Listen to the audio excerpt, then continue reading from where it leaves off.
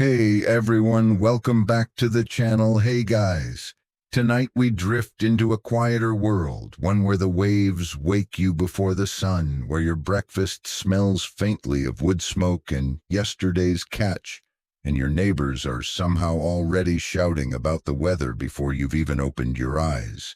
You're not in a city. You're not even in a town. You're in a sleepy little fishing village in colonial Philippines, surrounded by nipa huts, coconut palms, and a whole lot of chickens who have absolutely no respect for your need to sleep in.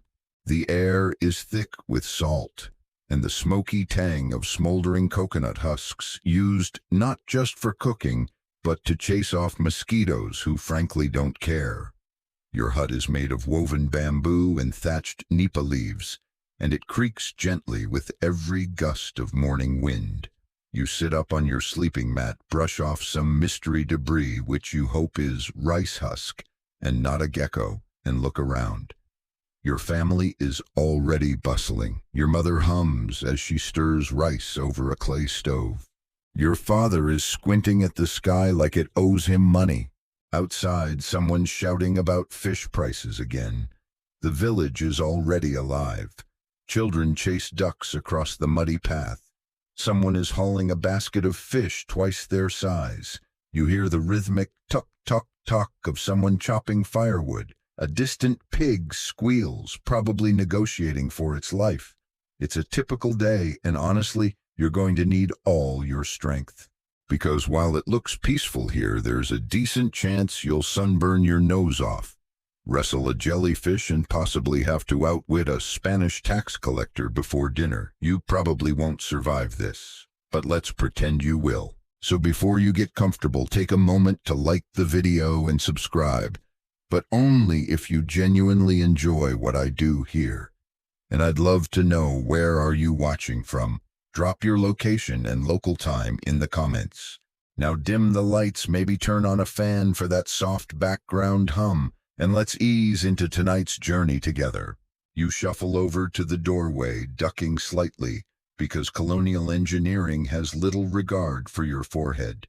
Outside, the sky is soft gray and pink, and the palms sway with sleepy indifference. The morning tide is retreating, revealing slippery rocks and lost flip-flops from yesterday's fishing trip. The scent of brine clings to everything: your skin, your shirt, even your teeth somehow. There's no real privacy here. Your hut is one of dozens, arranged in a loose cluster facing the shore. Everyone can hear everyone's business. A man just 3 huts down is arguing with his goat. 2 aunties nearby are already speculating whether the mayor's cousin's daughter is pregnant or just bloated from bad fish. You stretch. Your limbs crack like old bamboo. It's too early for this. A pair of muddy Bakya wooden slippers wait near the door. You slip them on, instantly regretting your life choices as 1 foot lands squarely in something organic. Probably chicken, maybe pig. You don't investigate. You just sigh, wipe it off in the grass, and start your slow shuffle down the main path. The main path is more suggestion than infrastructure. It's a winding, muddy trail flanked by spiky grass, precariously balanced baskets, and children with sticky hands. Every few steps, someone greets you with a raised eyebrow or a suspiciously cheerful "Kumain ka na ba?" A traditional Filipino greeting that translates to "Have you eaten?" but really means, "What gossip do you bring me?" Auntie Deli waves at you with a wooden spoon. She's cooking something fermented that smells like boiled shoes and garlic, and she looks pleased about it. The fish are small today, she warns, as if it's your fault. You nod solemnly, as is expected, and promise to bring back a giant one. You're lying, but it makes her happy. Historically speaking, this is mid-1700s Spanish-ruled Philippines. Your village exists somewhere between the crown's map lines and the friar's sermon notes. There's a church half-built in the distance, constructed with forced local labor and divine guilt. And yet your world feels both ancient and untouched by time. Tools are wooden, boats are carved by hand, Trade happens through bartering, mostly involving fish-woven mats and suspiciously heavy jars of vinegar. Mainstream historians note that small fishing communities like yours were the economic backbone of many islands, supplying inland towns with dried fish and shrimp paste in exchange for cloth metal tools or occasionally a friar's unsolicited sermon. But here's the quirky part. Some villages would bury fermented fish under banana leaves for months as a preservation method and as a mildly vengeful prank for whoever had to eat it first. You round the corner and nearly trip over a chicken that looks you dead in the eye, dares you to fight, and struts off victorious. The sun is finally rising over the sea, turning the water a shimmering gold. You squint against the light and see the outline of your banca, a narrow canoe-like boat with bamboo outriggers, tethered lazily to a post by the beach. And that's when you remember it's your turn to fish today. Of course it is.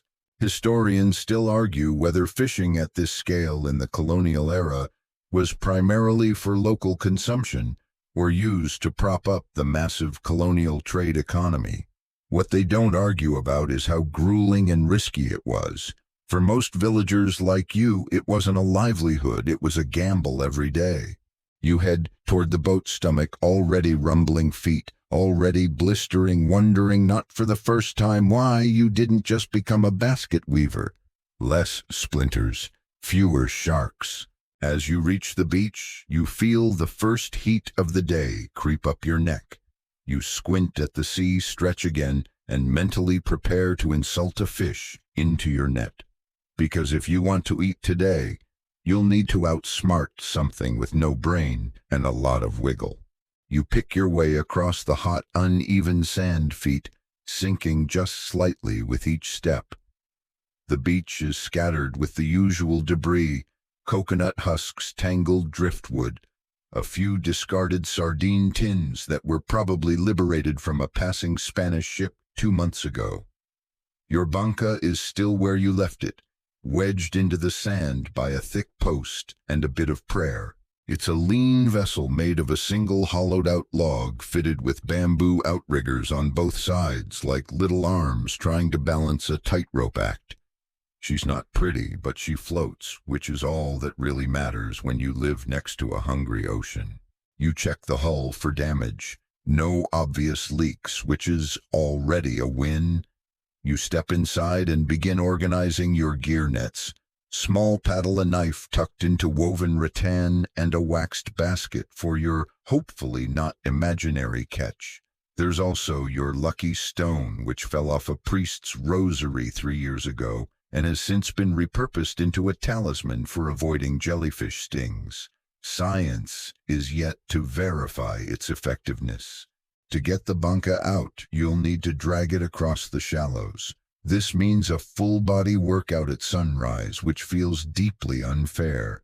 You dig your heels into the sand, grip the side of the boat, and heave. Your back cracks in protest. A nearby child giggles and offers absolutely no help. Typical. As you inch it forward, your bamboo slippers squelch in the mud. One comes off completely. You abandon it like a fallen soldier and keep pushing. Soon the boat is bobbing gently in the water, ready for another unpredictable day. By the time you hop in, sweat has already soaked your back. You slide the paddle into the water, and with a soft splash, you begin the slow row past the shore. To your right, the village stretches in a low arc of thatched roofs and smoky chimneys. To your left, the sea yawns wide and silver, still calm for now. A light breeze teases the surface enough to make the water ripple, not enough to cool your face. The salt air fills your lungs as you row, breathing in time with each stroke like a tired metronome. You pass by other fishermen, some already casting nets, others still fumbling with bait or tangled lines. There's a chorus of grunted greetings and vague hand waves. No one's particularly chatty in the morning. You all share the same blurry-eyed determination: catch fish or go hungry. A few outrigger canoes have sails patched with different cloths, Some homespun, others clearly torn from old priest cassocks or rice sacks. You spot a friend, Jacinto, shirtless as always, smoking a leaf cigar and pretending he knows where the fish are. He points vaguely east and shouts, "They're biting there," which is code for, "I have no idea, but good luck, idiot." You veer toward the outer reef, guided more by instinct than reason. The water grows darker, the sand giving way to jagged coral and hidden drop-offs. This area is trickier, but fish love hiding in the shadows here. So do sea snakes, and sometimes Spanish patrol boats, but you try not to think about that. Fun fact, colonial authorities often tried to regulate even local fishing practices, demanding permits or taxes under the guise of managing the king's resources. Historians still argue whether these were serious enforcement attempts or just convenient ways to shake down villagers with a boat and too much optimism. As you reach deeper water, your strokes slow. You feel the current tug at your hull, and the banca rocks gently under your knees. You stop paddling and take a moment to rest, wiping sweat from your brow with the edge of your shirt. The sea is quiet now, just the creak of your boat, the occasional gull in your breath. The fringe detail for today: some villagers used banana leaf bundles soaked in squid ink as primitive fish attractors, a technique half folklore, half desperation. You've never tried it yourself, mainly because squid ink is hard to find, and also because one time a guy stained his teeth black and scared away all the girls. You grab your net, a heavy hand-woven affair made of knotted twine, and check it over. It's been repaired many times, the fibers dark with age, bits of old coral stuck between the knots. You coil it in your lap, ready for your first throw. But before that, you pause, look out over the sea. This moment always feels sacred. The village behind you fades into a warm blur. The world narrows to this stretch of water, this boat, this breath. And just for now, nothing else exists. Not taxes, not the Spanish, not the aching in your knees. Just you, the sea, and the promise of fish. You lift the net and stand slowly, careful, because balancing on a banca is less graceful than it sounds. The boat sways beneath you, a reminder that physics does not care about your dignity. You throw. The net arcs into the air like a slow-motion bird fanning out above the water before sinking with a satisfying plop. You let out the rope, feel the drag as it sinks, and wait. This part always feels longer than it should. You squint at the ripples, trying to read them like tea leaves. Maybe there's movement. Maybe you're imagining it. Maybe you should have just helped Auntie Delique with her firewood this morning. Finally, you begin to haul the net back in hand over hand rope, rough against your palms. It's heavier than it was before, good sign. Or maybe you just caught another cursed sandal. You brace, pull, squint, and there it is. A flicker of silver, then 2, then 5. Not bad, not amazing, but enough to feel like the ocean hasn't forgotten you. You smile. Then a splash off to the side, a big one. Maybe a milkfish, maybe something with more teeth. You freeze, eyes locked on the spot. The water settles again, quiet. But now your heart's drumming. You glance around, just ocean boat and a suddenly very alert seagull. You exhale. Maybe it's nothing, maybe it's everything. Either way, the day's only just begun. You sit back down in your banca, breath slowing, arms tingling from the net haul. Around your feet, 5 small fish flip and gasp in your waxed basket. Slippery, silvery proof that this morning wasn't a total waste of effort. They smell exactly like you'd expect, sharp, wet, and faintly resentful. Your stomach grumbles loudly. It's past breakfast, and unlike your more organized neighbors, you forgot to pack anything remotely edible. No dried banana chips, no coconut rice cakes, not even a clove of roasted garlic stuffed into banana leaf like your cousin always smugly brings. Just you, the sea, and the gnawing realization that you might have to start chewing on your paddle. But fortune shines, sort of. Tucked in the corner of the boat, wrapped in last week's fraying palm frond, is a small pouch of leftover rice. You unwrap it carefully like it's a sacred relic. The rice is clumped together in a single cold beige brick. No spices, no salt, but you're too hungry to care. You pop a chunk into your mouth and chew.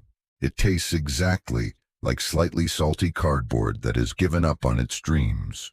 You follow it with a pinch of dried fish dilis so crispy it could double as roofing material. The combination hits your stomach like a hug from a grumpy uncle.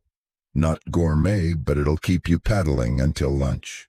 You let the banca drift for a bit, lazily rewrapping your sad breakfast brick while your mind wanders to what might be waiting back on shore. If your aunt remembered, there might be boiled taro and coconut milk waiting. If not, well, there's always vinegar and crushed chili to pour over plain rice, a Filipino culinary solution as old as colonial taxation. Speaking of which, have you noticed lately that even your food is political? During the Spanish era, food scarcity wasn't just an accident. It was sometimes a deliberate side effect of forced labor systems. Villagers were conscripted into building roads, churches, or galleons, often during peak planting or fishing seasons. Historians still argue whether the resulting food shortages were neglect or low-key imperial strategy. Either way, you get fewer sweet potatoes when everyone's too busy lugging bricks for some friar's bell tower. Back in your boat, the sun climbs higher. Your sweat has officially re-soaked your shirt. You recast your net, this time further from the reef. The water here is clearer with occasional glimmers of movement below the surface. You spot a school of tiny fish zipping past in formation like they have somewhere very important to be. You toss again, this throw less elegant than your first, the net flopping slightly before it sinks. As you haul it back up, you feel the familiar rhythm of the rope pull, grip, heave. A meditative sequence. This time it's a smaller catch. 3 tiny fish, 2 of which are legally fish-shaped but spiritually still larvae. You sigh and toss one back. It flips you off with its tail. You check the sun's position. Still a long way from noon. The sky is brighter now, and the water's surface flashes like a giant sheet of hammered bronze. Heat presses down from above, rising up from below, wrapping you in a slow cooking embrace. You wipe your brow with a rag and mumble your daily curse at the sun, who never listens, but it's tradition. You decide to row closer to a cluster of mangroves near the shoreline, hoping for better luck. The paddling is slower now. The tide has shifted and the water resists with gentle stubbornness. Your arms burn with each pull. As you glide into the shadows of the mangrove roots, the temperature drops slightly, blessed relief. It's quiet here, almost too quiet. That's when you hear it, a rustle, then a splash. You freeze paddle, hovering mid-air. Something moved. You stare into the dark tangle of roots and leaves, heart thudding. Could be a monkey, could be a monitor lizard, could be the Encanto nature spirits that elders swear live in places just like this. According to your Lola, if you whistle near the mangroves, the Encanto will either gift you a gold coin or drag you into a tree to become one of them. She never clarified the odds. You don't whistle, you paddle very, very quietly away. It's probably just a catfish or a ghost catfish. Either way, not your problem today. You settle back into a patch of sunlight and cast again. This time, the net sinks with confidence. As you wait, you look down at your arms, tanned, scarred, calloused. Fishing here is more than a job. It's a slow-burn battle. No one gets rich, no one gets famous, but everyone eats if they're lucky. Here's a fringe fact to chew on with your crispy fish. Some villagers believe that offering a bit of your first catch back to the sea, tossing it bones and all, would ensure good fishing for the next 7 days. You haven't done that yet. Maybe you should. You pick one of your smaller fish, whisper a half-hearted apology, and yeet it back into the ocean. It swims off angrily, but your luck might just improve. After a while, your net comes up with 5 more fish. You smile. The sacrifice worked, or maybe you just finally aimed right. Either way, you'll take it. You shift your weight and feel a familiar sting. Your shirt has stuck to your back, and your bamboo seat is now essentially a slow-baking steamer basket. But you're not heading in yet. The day's still young and you've got baskets to fill. You dip your hand in the water and splash your face. It's warm, but it helps. You take a breath, cast again, and let the sea decide what happens next. The wind shifts slightly as the tide begins its slow return, and you feel your boat sway in a new rhythm. A gentle tug reminding you that the sea has its own schedule, and you're just a very small passenger on it. The sun now sits high overhead, indifferent and aggressive. Your arms ache. Your back feels like it's made of twisted vines. You've cast your net at least 20 times by now, each throw more hopeful than the last, and you've started naming the bigger fish just before they leap out of the net and back into freedom. The last one was Fernando. You'll remember him. You glance up at a line of clouds gathering in the distance, stacked like soft rice cakes. You squint, trying to tell if they're the kind that bring helpful shade or the kind that ruin everything. Hard to say. Weather, like fish, is one of those things no one pretends to control, not even the priest. You cast again. Your fingers are beginning to sting from the rope, but this one lands well. A nice spread. You feel a thump as something big hits the net mid-sink. Your heart jumps. You yank and haul with every ounce of drama in your body, and yes, something thrashes in the weave, a decent-sized bangus or milkfish muscles twitching in protest. You drop it in the basket, grin involuntarily, and give a small nod to the sky. Just loud enough for the heavens to hear, "That's right." But before you can congratulate yourself too much, you hear a splash. Then another. You look over the side and freeze. There, gliding beneath your boat, is a shape longer than your arm span, smooth and dark, curving like a whisper under the water. A shark. A small one maybe, but it has that unmistakable lazy confidence of something that doesn't need to eat you to make its point. You lock eyes with the water body's still breath caught somewhere near your collarbone.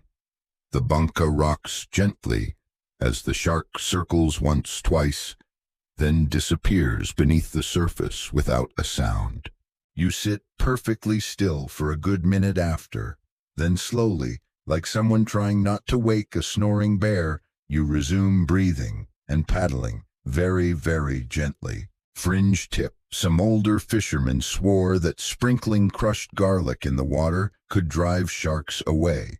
Of course, this was the same guy who claimed mangoes give you memory loss, and that left-handed people summon rain. Still, garlic might have been nice. You make a note to bring some next time. As you edge back toward shallower water, you feel the tension in your shoulders ease. You pass another bunka, this one carrying an older man with a patched hat and a net so mended it looks more knot than string. He nods to you with the same universal look every fisherman shares, tired, sunburnt, and semi-hopeful. You wave back, then glance to shore. The tides come in noticeably. Rocks that were exposed earlier are now tucked under a thin blue shimmer. It's a reminder. Get too greedy, stay too long, and the sea will make sure you pay, either in boat damage or bruised pride. You angle your boat homeward. Paddling is harder now with the weight of the fish and the fatigue layered in your muscles like wet sandbags. You fall into a rhythm, dip, pull, breathe, dip, pull, breathe. The water slaps against the hull like an old lullaby. A seabird glides overhead, then drops something, a half-eaten crab leg, which hits your shoulder before plopping into the sea. You stare up at the bird, mildly offended. It does not apologize. You pass a floating bundle of seaweed trailing behind it, what looks like a broken sandal tied to a string. A child's fishing rig maybe, or a strange offering to Poseidon. Either way, you paddle around it politely. By the time you reach the village shallows, your arms are cooked. The beach looks deceptively peaceful, just a handful of people moving about, some squatting near fires, others sorting shellfish or soaking laundry in tide pools. You pull the banca in slowly, one side scraping against gravel as the keel digs into the wet sand. You hop out and immediately realize your legs are not in agreement with standing anymore. Your knees wobble and you nearly sit back down directly into the boat. Nearby, a boy and girl are arguing over a crab. The crab, annoyed with both of them, escapes sideways into the rocks. The girl yells, "See what you did!" The boy responds by throwing a handful of sand. Classic diplomacy. You drag your basket up the beach. It sloshes with seawater and twitching fish. A decent haul, not miraculous, but enough for dinner and to earn a few oohs from jealous neighbors. As you walk up the path, your bamboo slippers suck at the mud again, and a dog follows you, clearly evaluating whether you're the type of person who accidentally drops fish. You're not. Not today. And then just as you reach the halfway point to your hut, you slip. Mud. You go down hard. Elbow, thigh, dignity, splat. The basket tips but miraculously stays upright. The dog looks impressed. A nearby auntie stifles a laugh badly. You groan, wipe the muck off your face, and mutter something about Saint Isidro not pulling his weight today. Mainstream historical records often ignore these little indignities, but daily life in colonial villages was filled with such moments. Clumsy, wet, embarrassing, and fully human. You weren't just natives under Spanish rule. You were people laughing, slipping, cooking, bleeding, dancing, arguing about whether rice cooked in a clay pot tastes better than rice cooked in a metal one. It does. The clay pot wins every time. You reach your family's hut at last, sore, filthy, victorious. Your mother peeks out, sees your fish, sees your mud-splattered legs, and simply nods. She's seen worse. You step inside, and the familiar scent of wood smoke and vinegar welcomes you like an old friend. You've survived the sea today, but the day's not done. Next comes cleaning the fish, dealing with your nosy cousin, and avoiding the fryer if he drops by asking for donations. You sigh, and then you smile, because in a strange, salty way, this is still the good life. The inside of your hut is dim and warm, the midday sun sneaking in through the woven walls in thin golden lines. The scent of burnt wood, fish bones, and slightly overripe bananas mingles in the air, a signature blend of home. You set your basket down with a dull thump. The fish flop lazily now, their energy drained, much like yours. Your mother's already got water boiling in the clay pot over the kalan, a low wood-fired stove that smokes more than it cooks. You greet her with a respectful magandang tanghali po, and she replies by handing you a dull knife and pointing to the fish without a word. The universal language of chores. So you squat by the chopping block, a flat slab of wood, with enough scratches to suggest generations of culinary trauma, and start cleaning. The fish are slippery, stubborn little things. Scales fly, gills cling, and your fingers quickly start smelling like the inside of Poseidon's laundry basket. Still, there's something comforting about it. The rhythmic scrape of the knife, the soft thunk of heads hitting the bowl. Outside, the sound of the village carries someone playing a two-stringed kudyapi, a baby crying like it just learned taxes exist. The hollow clang of a coconut being cracked open. You glance out the doorway and see your uncle dragging a crab trap down the path, muttering to himself about someone borrowing his bait again. He sees you, nods, and keeps going. This is the rhythm of life here. Fish wash, complain, repeat. Your cousin Pilar pokes her head in, Are we eating bangus again, she groans. We always eat bangus. You shrug. It's that or boiled cassava again. Pick your sadness. She rolls her eyes and disappears, presumably off to sulk somewhere near the mango tree where no one can hear her dramatic sighs. Now here's something historians don't always mention. Food fatigue was real. Yes, the local diet was varied when harvests were good. Rice, root vegetables, fresh fish, shellfish, occasional meats. But when seasons were lean or colonial demands high, most villagers cycled through the same 2 or 3 dishes for weeks on end. You can only eat so many boiled yams before you begin dreaming of Spanish cheese or poison, whichever's easier to reach. Your mother drops a handful of sliced green papaya into the pot, followed by ginger fish sauce and a few tamarind pods for that sharp kick. The smell lifts instantly, sour, savory, just enough spice to clear your nose. She hums while she cooks, an old folk song about a lost fisherman who marries a mermaid and immediately regrets it. Classic cautionary tale. You finish cleaning and help prep the table, which is really just a wide plank set on 2 crates. A bowl of bagoong fermented shrimp paste sits in the center, covered by a square of cheesecloth to keep out flies and nosy cousins. You grab the clay jug of drinking water, pull a dipper from its hook, and pour yourself a cup. It tastes faintly of earth and yesterday's rain. Could be worse. Lunch is served with no fanfare. Your father joins you, smelling of sweat and sun. Your little brother shows up shirtless, holding a frog he insists is named Commander. No one acknowledges this. You all sit cross-legged on the floor and dig in.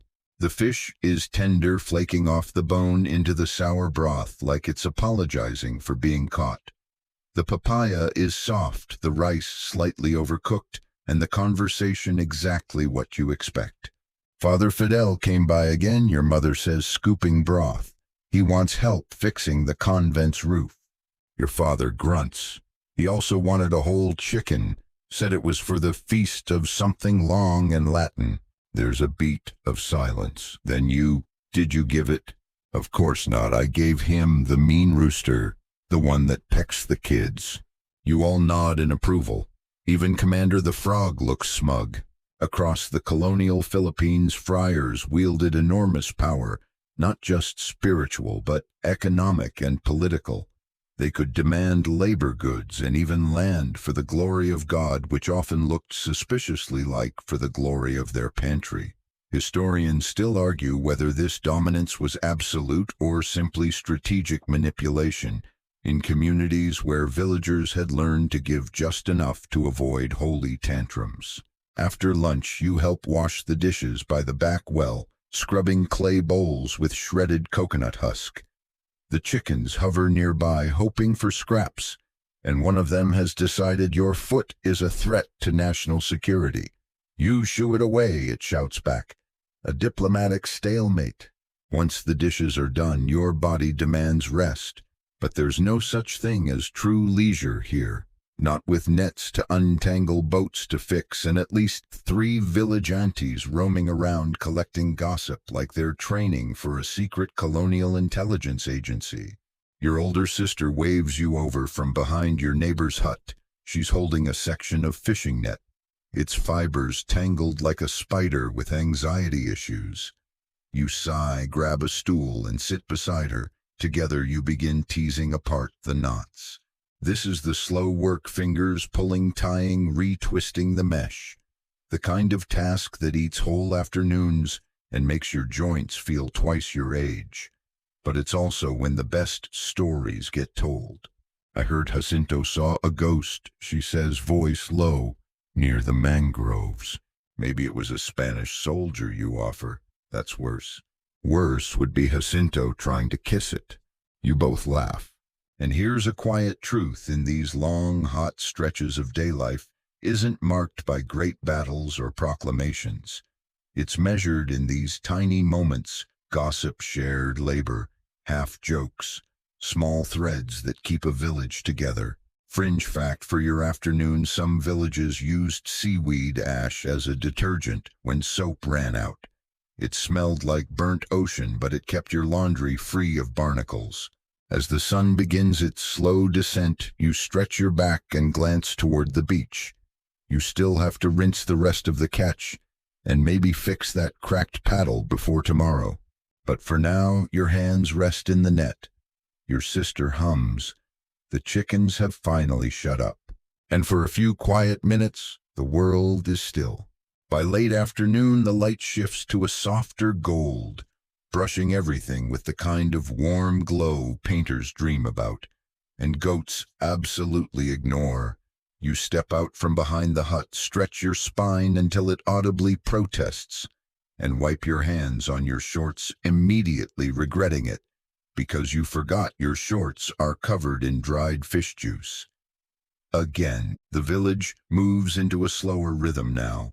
Children released from their post-lunch chores begin their chaotic migration toward the beach. Barefoot and half-dressed, they scamper past you armed with wooden sticks, coconut husks, and enough noise to terrify the spirits of 3 ancestors and a passing dog. You watch as one particularly ambitious kid tries to ride a pig. The pig disagrees violently and the kid lands in a puddle. Applause from his peers. The pig wins the day. You wander back toward the shore, your feet slipping slightly on the moist earth as you go. The tide is creeping in now, crawling over the sand like a sleepy monster with nowhere better to be. A few boats bob gently in the shallows. Nets hang from makeshift posts like ghostly curtains drying in the last stretch of sunlight. The smell here is strong brine fish guts, salt air, and the undeniable tang of something rotting somewhere you can't quite locate. You nod to old Manong Fidel, who's standing waist-deep in the water with his trousers rolled up and his beard catching the breeze like a windsock. He's poking at something with a bamboo pole, possibly a crab trap, possibly a submerged neighbor's slipper. You don't ask. You're here to check your own nets, the ones you set earlier in the day during the rising tide. They're tied to a pair of driftwood stakes planted firmly into the seabed, stretching out in a rough arc about 15 meters offshore. The trick is to pull them before dusk when the visibility drops and the jellyfish rise like floaty little curses. You roll up your own pants, wade in, and wince as the cold water slaps against your sunburned thighs. Your feet squish through wet sand, stirring up tiny crabs, and something that may or may not have been part of a broken sandal from the Spanish era. You reach the first net and start hauling it in. It's heavier than you expected. Your hopes rise. Maybe today's haul will include a few plump Alamango mud crabs, big enough to demand respect and maybe even fetch a little extra at market. Instead, the net gifts you an impressive collection of seaweed, 2 empty clamshells, a confused-looking eel, and 1 incredibly offended starfish. Fine, you mutter. Be that way. You rebait the trap, adjust the line, and head to the second net. This one's more cooperative. Inside, you find 3 squirming tilapia, 1 small crab doing its best to look intimidating, and a plastic button that definitely came from someone's Sunday clothes. Fringe reward for a fringe life. As you rinse the net, your mind drifts. You think of that cousin in Manila who sends letters about street lamps and horse-drawn carriages and cakes filled with more cream than bread. You think of your father's stories about Spanish galleons gliding like floating mountains across the bay, crewed by sailors who smelled of foreign spices and bad decisions. And you think of how, despite everything, you've never been further than 2 days' walk from this beach. And yet it's enough.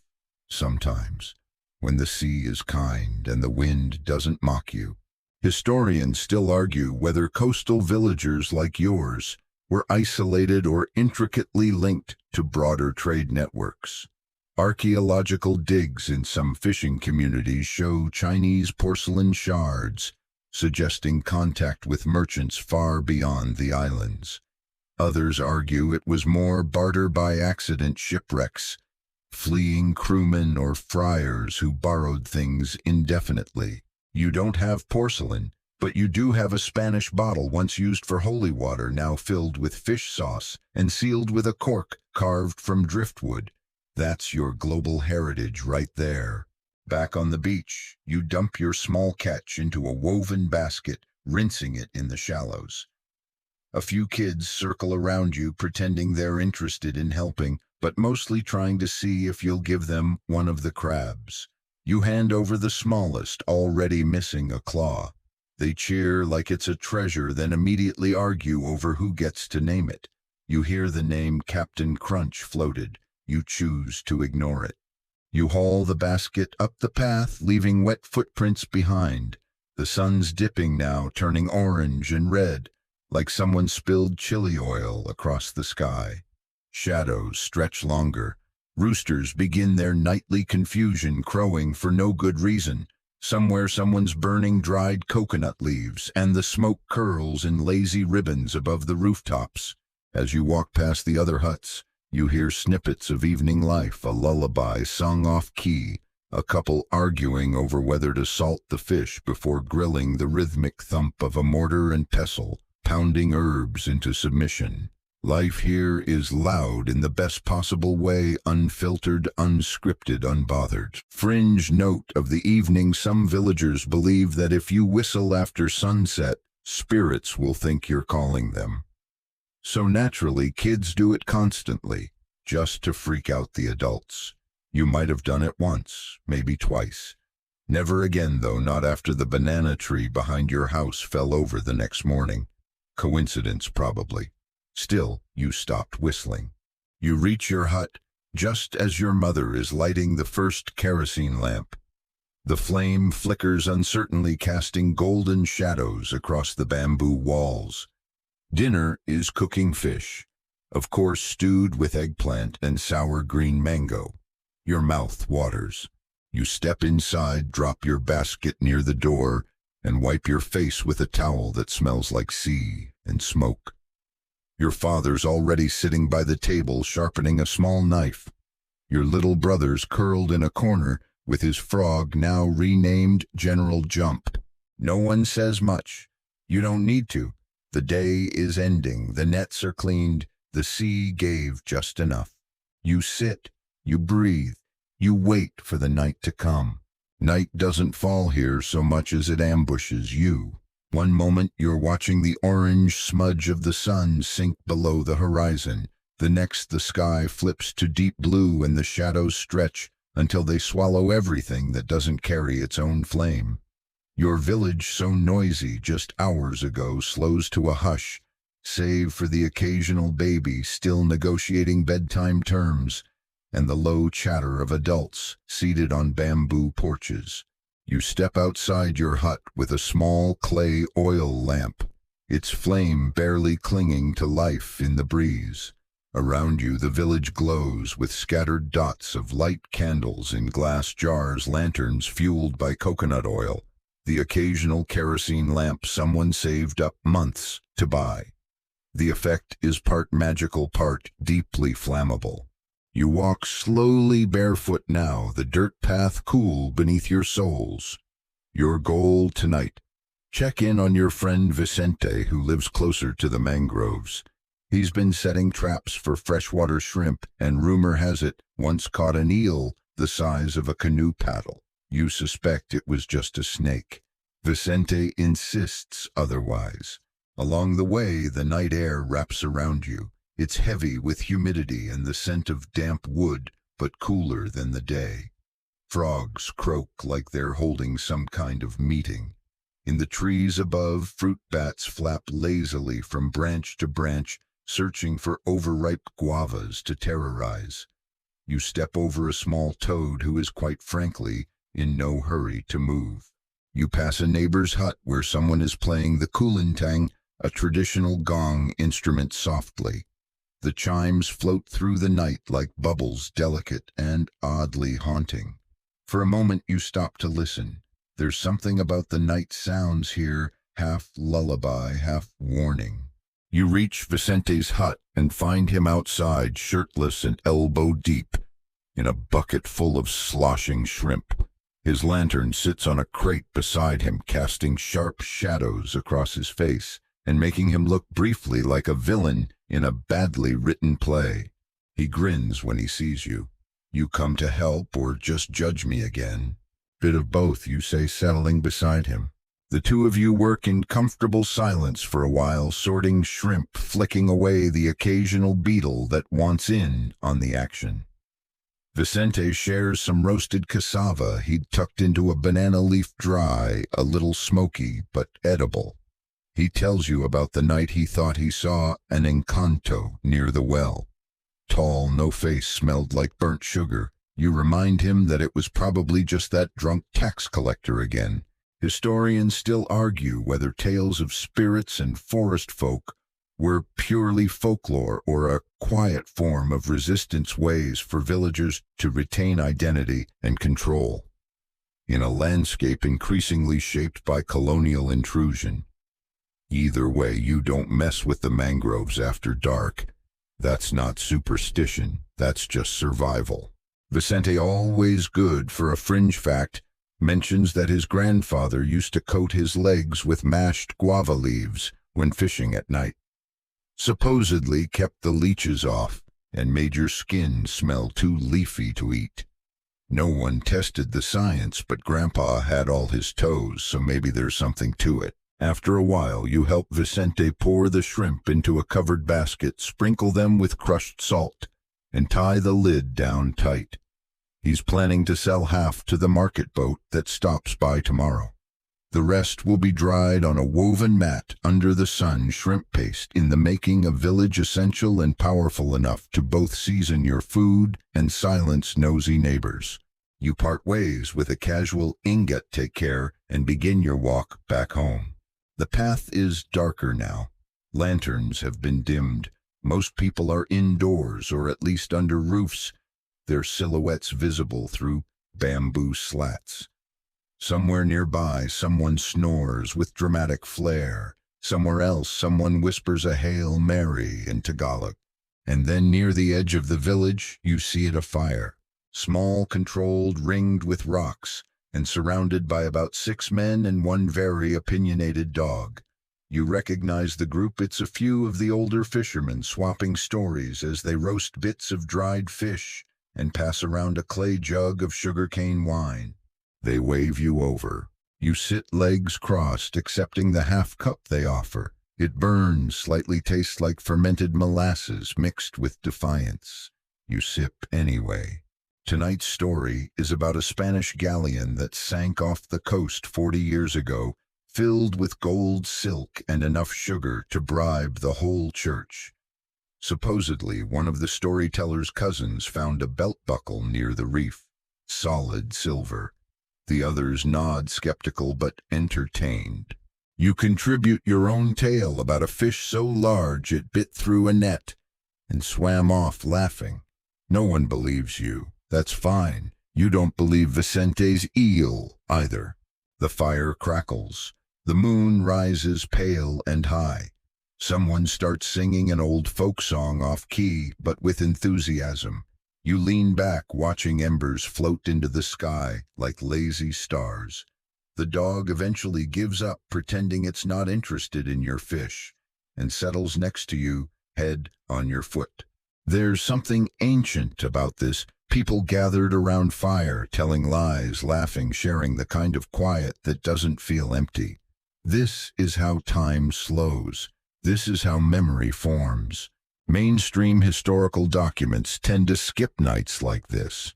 They record revolts, taxes, conversions, droughts, but not the taste of fish and molasses, the way laughter echoes under a nipa roof, or how just for a little while everyone forgets that the world outside the village exists. Eventually, the fire dims and people start standing, stretching, muttering about early mornings. You rise too, bones cracking like dry twigs. You nod your good nights, give the dog a gentle pat, and turn toward home. The village is almost silent now. Just the whisper of waves, the buzz of a late mosquito, the glow of your hut waiting. You step inside. The air is warm. The night has settled. You close the door behind you gently, as if the night might shatter if you make too much noise. Inside your hut is lit by a single kerosene lamp hanging from a nail in the central beam. Its flickering light casts long, jittery shadows on the bamboo walls, making your reflection dance like a sleepy spirit. The thatch above creaks softly in the wind, and somewhere outside a gecko chirps. You pretend it's applauding your return. Your younger brother lies curled up in the corner, already half asleep under a blanket that smells like smoke and feet. Commander, his beloved frog, is in a small gourd bowl nearby, looking extremely unimpressed with hut life. You're not sure how long frogs live, but this one seems to be approaching middle age and general disillusionment. You kneel by the woven mat where you'll sleep. It's simple, a few layers of straw matting over the bamboo slats, with a rolled-up shirt acting as your pillow. There's a mosquito net bundled in the corner. You'll hang that later unless you want to wake up looking like a pincushion. You strip off your sweat-streaked shirt and wring it out by the doorway. The fabric droops like it's considering early retirement. Your arms ache. Your back feels like it's been used to tenderize beef. You splash some water from the clay jug over your face and chest, wincing at the cold.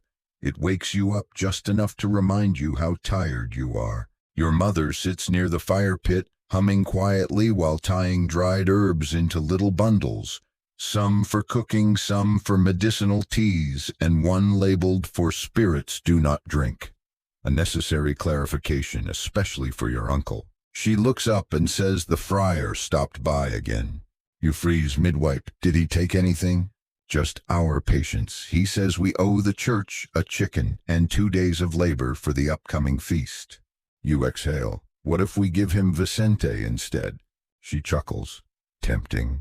Here's your mainstream fact for the night. Colonial-era friars held significant power in village life, often more than the local government officials.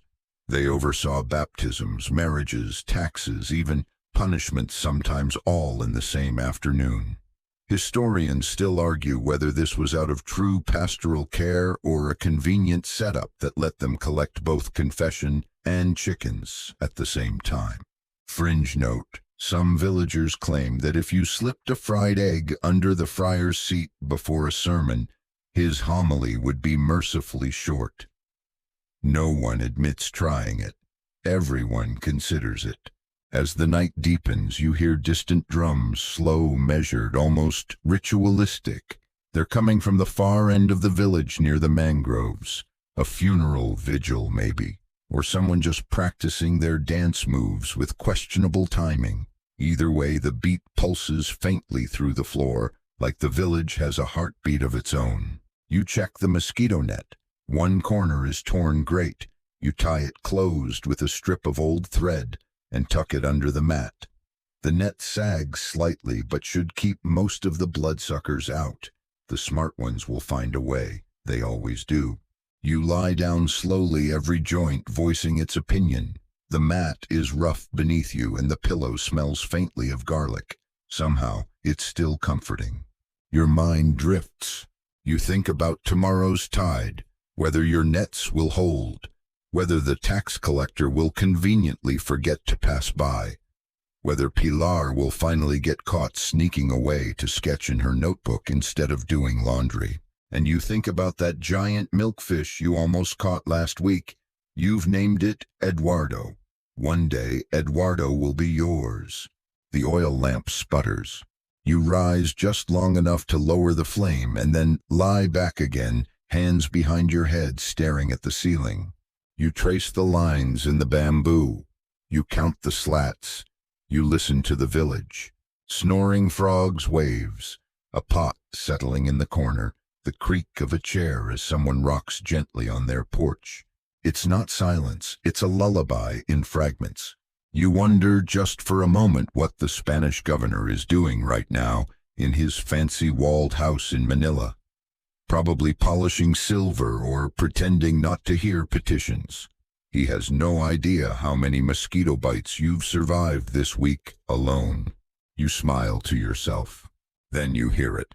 A soft thunk, followed by the unmistakable sound of someone tiptoeing past your hut. You freeze. Then another thunk, a whisper, and a muffled yelp. You rise, push the door open, and see your cousin Pilar holding a basket barefoot, trying to sneak back from what was clearly a midnight drawing expedition. Her lantern has gone out. Her shirt is covered in charcoal smudges. There's a frog on her shoulder. She sees you, pauses, whispers, "You saw nothing."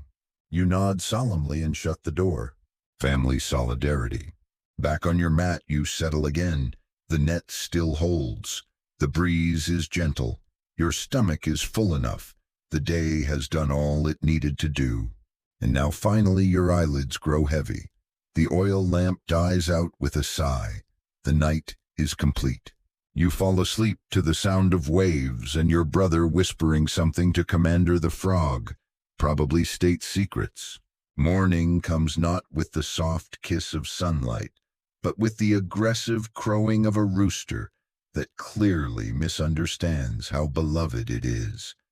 You wake to a chorus of farm animal announcements, roosters, goats, a donkey from 2 huts away, and the unmistakable thump of a neighbor knocking over a water jug. Somewhere someone drops a pot. Someone else curses, but politely.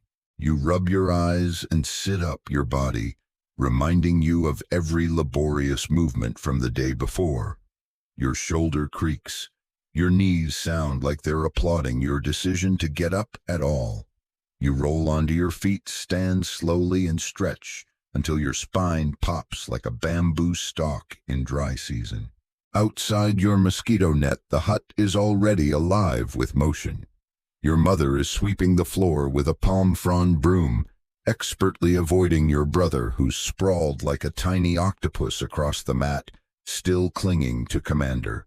You slip past both of them and step outside. The village is just beginning to blink awake. Smoke rises from cooking fires. The air smells of damp grass, wood smoke, and the vague, mysterious funk of yesterday's fish. You breathe in deeply. Regret it. Try again. You glance toward the beach. The tide is low, the shoreline stretched out like the world's smelliest welcome mat. A few early risers are already trudging toward the water with buckets, nets, and sleepy expressions. Others loiter near the well, gossiping while pretending to draw water. Multitasking at its finest. You wander toward your aunt's hut, where, according to legend, breakfast is always better. Sure enough, she's cooking rice over a clay stove and humming a tune that's older than the Spanish language. She waves you over and hands you a small bowl of champorado sweet chocolate rice porridge made from sticky rice and tablea cacao, often served with dried salted fish. Yes, chocolate and salted fish. You don't question it. You devour it. Mainstream historians love to focus on the Spanish-introduced foodstuffs, chilies, tomatoes, even chocolate, but they often ignore how local folks flipped those ingredients into something uniquely Filipino. Champorado is a prime example. Chocolate from the colonizers, rice from the ancestors, dried fish from the sea, and the result is breakfast that confuses outsiders and comforts everyone else. While you eat, your aunt shares her own morning observations. The mayor's son came back drunk again, fell into the pig pen, left with a limp and a very clean pig. You nod mouth full and file that under things that will be retold at least 10 times today. After breakfast, you return home and gather your fishing tools. You're not heading to sea today, that's tomorrow's headache. Today, you've been tasked with helping repair the bunka that cracked its outrigger 2 days ago during a mild storm. The boat belongs to Manong Silvio, who has the voice of a goat and the patience of a drunk rooster. This will be fun. You make your way down the path, ducking under a low-hanging clothesline and dodging 2 children mid-chase, one of whom is wielding a particularly aggressive-looking coconut husk. They do not stop. You do not interfere. you've learned. Silvio is already at the shore, crouched by his wounded banca, frowning at it like it personally insulted his mother. The left outrigger is splintered at the joint where the bamboo pole meets the hull. You nod in greeting. He grunts. This is peak masculine communication. Together you start the repair process, shaving down a replacement bamboo beam, soaking old abaca rope to use as lashing, and heating a few small nails over a fire to bend them more easily. You've done this before. Everyone here has. Boats are patched more often than shirts. It's a community effort whether you like the person or not. You don't. But still, as you work, Silvio begins to mutter not about the boat, but about the Spanish. Apparently the friar wants a tax on all net sales now. For the upkeep of the convent roof, he scoffs. That roof's had more gold than the altar. He's not wrong. Colonial taxes were rarely simple. Aside from tribute and labor, many communities faced what modern folks would call creative extortion. Payments for marriages, for baptisms, even for using the communal fishing ground. Historians still argue whether these taxes were implemented from the top down or just local innovations by friars with too much free time and not enough conscience. To be safe, Silvio has taken to hiding his nicer nets inside an old water barrel and calling them roof thatch samples whenever the friar visits. It works, mostly because the friar is nearsighted and easily distracted by pastries. You finish replacing the outrigger with sweat-streaked satisfaction. The new joint holds. The boat rocks gently, as if grateful, or at least not actively protesting. Silvio gives you a nod of approval, a rare moment, possibly historic. You accept it without comment and begin gathering the leftover tools and scraps. As you do, you spot a curious object poking from the sand near the rocks, a smooth, rounded piece of pottery patterned with faint blue designs. You pull it out. It's half a bowl, clearly foreign, Chinese porcelain most likely. You show it to Silvio. He shrugs. The sea brings things. That's yours now. You turn the piece over in your hand. The glaze catches the light just so. It's chipped, water-worn, beautiful. A tiny artifact. Evidence that the world doesn't end at your village, even if it sometimes feels like it. Fringe fact: in some villages, porcelain shards were embedded into walls or mortar as decorative talismans. Some believed they brought luck. Others just liked the shimmer. Either way, you now have your first piece. You pocket the shard and start back up the path. The sun climbs higher, heat curling off the sand in ripples. As you pass the rice paddies just beyond the village, you see workers wading knee-deep in the muddy water, planting stalks in neat back-breaking rows. You wave to Pilar, who's sketching them from under a tree. She flips her notebook shut and runs to catch up with you. "Let me guess," she says. "Silvio complained the whole time." "No, you lie." "Wow, he must be sick." You both laugh. You walk back side by side, trading small bits of news, pausing occasionally to skip rocks or kick at fallen santol fruit. The village comes into view again, and you realize it's just mid-morning. The day has barely begun. You sigh loudly. Pilar joins you. Then the rooster crows again. Loud, triumphant, wrong. You both look at it, and without a word, you both mutter soon. You don't exactly plan to end up in the middle of a shouting match over who caught the biggest fish. It just happens. One moment, you and Pilar are walking back into the village, arms swinging lazily, chatting about how rice planters seem to develop supernatural ankle strength. The next, you're standing beside a rickety table piled with fish, surrounded by 3 old men, 2 teenagers, and a small child, whose job seems to be yelling, "That's a lie," at random intervals. The table is unofficially known as the palenque, or market corner. Really, it's just a plank of wood balanced on rocks under a patched tarp. But this is where all public negotiations, arguments, and accidental gossip happen. And today, it's alive. The center of the storm.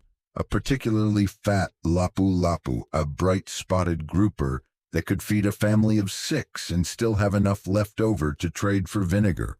It's lying in the middle of the table like royalty eyes, glassy mouth permanently stuck in a frown.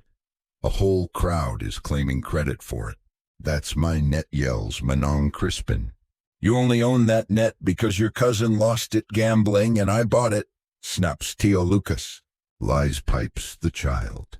You and Pilar stand at a respectful distance, equal parts horrified and fascinated. A nearby goat watches 2 chewing a sandal it probably shouldn't have. As the argument escalates to family trees and the correct way to clean a milkfish spoiler, no one agrees. The barangay captain arrives, shirtless, shoeless, and clearly just out of bed. He breaks it up with a grunt and a raised eyebrow. The fish is sliced in half, literally, and the crowd grudgingly accepts this fishy Solomon-style ruling. Peace is restored, for now. You continue on your way, but the moment sticks with you. Not just for the drama, but because it's another reminder of how close-knit and combustible this place is. Everyone knows everyone's nets, debts, and dirty laundry. The village isn't just a place. It's a shared mood, a constantly shifting soap opera where the plot resets every morning. Back at your hut, your mother is trimming banana leaves for lunch wrappers. She barely looks up. "Heard the lapu-lapu exploded." You nod. Word really does travel faster than wind here. You help her fold the leaves into tight pouches, stuffing each with a mix of sticky rice and coconut shreds. These will be steamed in a clay pot, eaten warm, and possibly traded for a jar of pickled radish if your neighbor is in a good mood today. While you work, your father arrives with news the alguacil, or Spanish-appointed local tax collector, is coming later. He's bringing a list, he says darkly, and a very smug hat. You groan. Tax day in the colonial village is like a surprise exam you knew about all year, but hoped would be cancelled due to divine intervention. There are always lists. There are always complaints, and there are always people pretending to be sick just long enough to avoid being seen. Spanish colonial officials didn't need to collect every single item in person. That's what middlemen like the alguacil were for.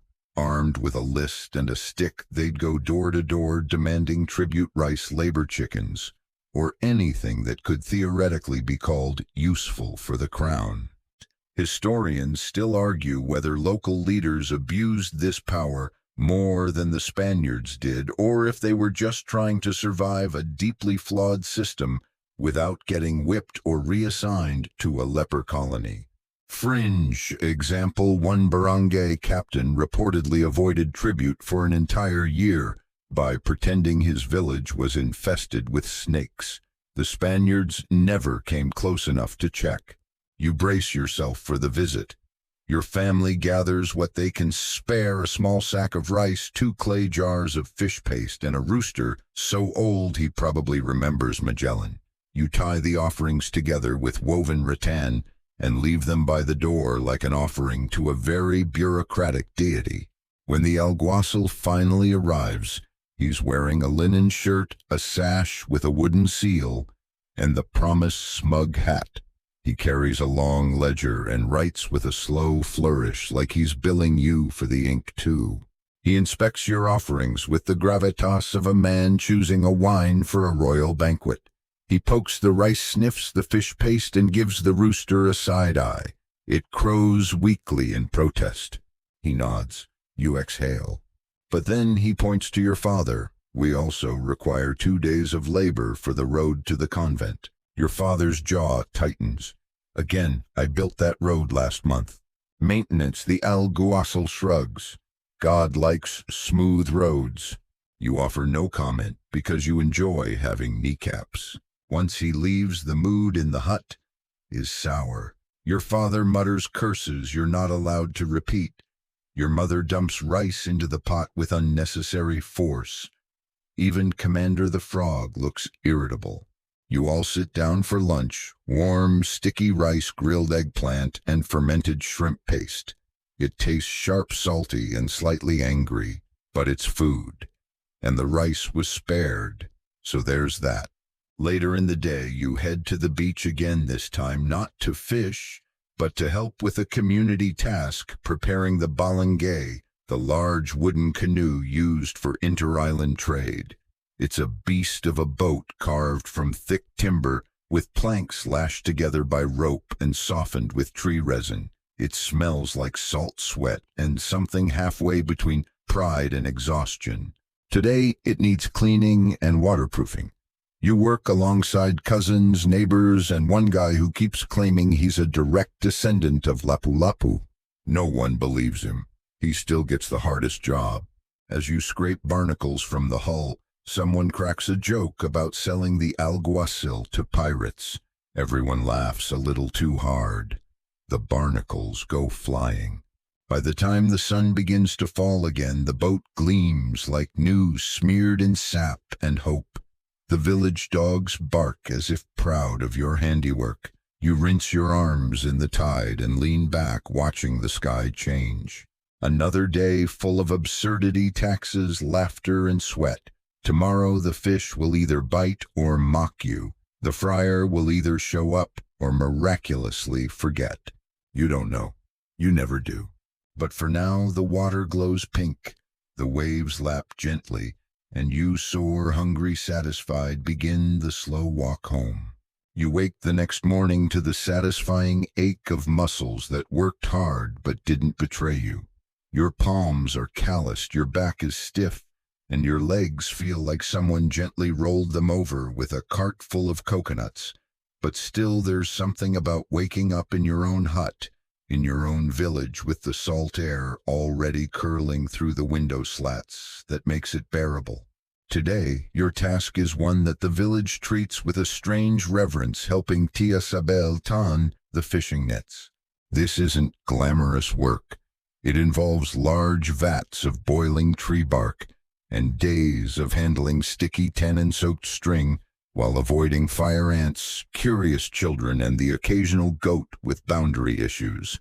But everyone knows if your nets aren't properly tanned, they rot, they tear, they snap when a fat grouper finally falls for your bait. And then the sea laughs at you. So after a quick breakfast of leftover rice and a tiny fried egg that was more ambition than substance, you head to the edge of the village where Tia Sabel works, under a giant dap-dap tree. Its scarlet flowers drop petals like confetti, and the shade is dappled with sun and leaf shadow. The air smells like boiling sap seaweed and decades of gossip. She's already there, of course, elbow deep in a steaming vat of acacia bark brew, wearing her usual faded wrap skirt, a blouse with one too many patches, and a woven visor that makes her look like she could judge both your fishing technique and your moral compass. Late, she says without looking up. Alive, you reply. She allows this. You begin your part, pulling the tangled nets from a soaking pit, hauling them over to the fire, then slowly dipping them into the bubbling tannin. The string darkens as it soaks, changing from frayed gray to a rich brown, almost coppery. The process strengthens the fiber, keeps the salt from eating through it, and according to Sable, makes the fish feel guilty enough to surrender. As you work, she talks not just to you, but to the nets, the fire, and whatever ancestors she thinks are eavesdropping. Today's topic: the time she scared off a tax collector by pretending her husband's ghost still lived in the fish-drying shed. He was nosy, she says, rinsing a net. Now he's respectful. Historians rarely note the roles of older women in village economies, but every community had its keepers of tools, stories, recipes, rituals. Tia Sabel is one of them. She's been tanning nets longer than you've been alive. She knows which plants to boil, which knots to retie, and who kissed who behind the old sugar mill 6 years ago. She won't say. Yet.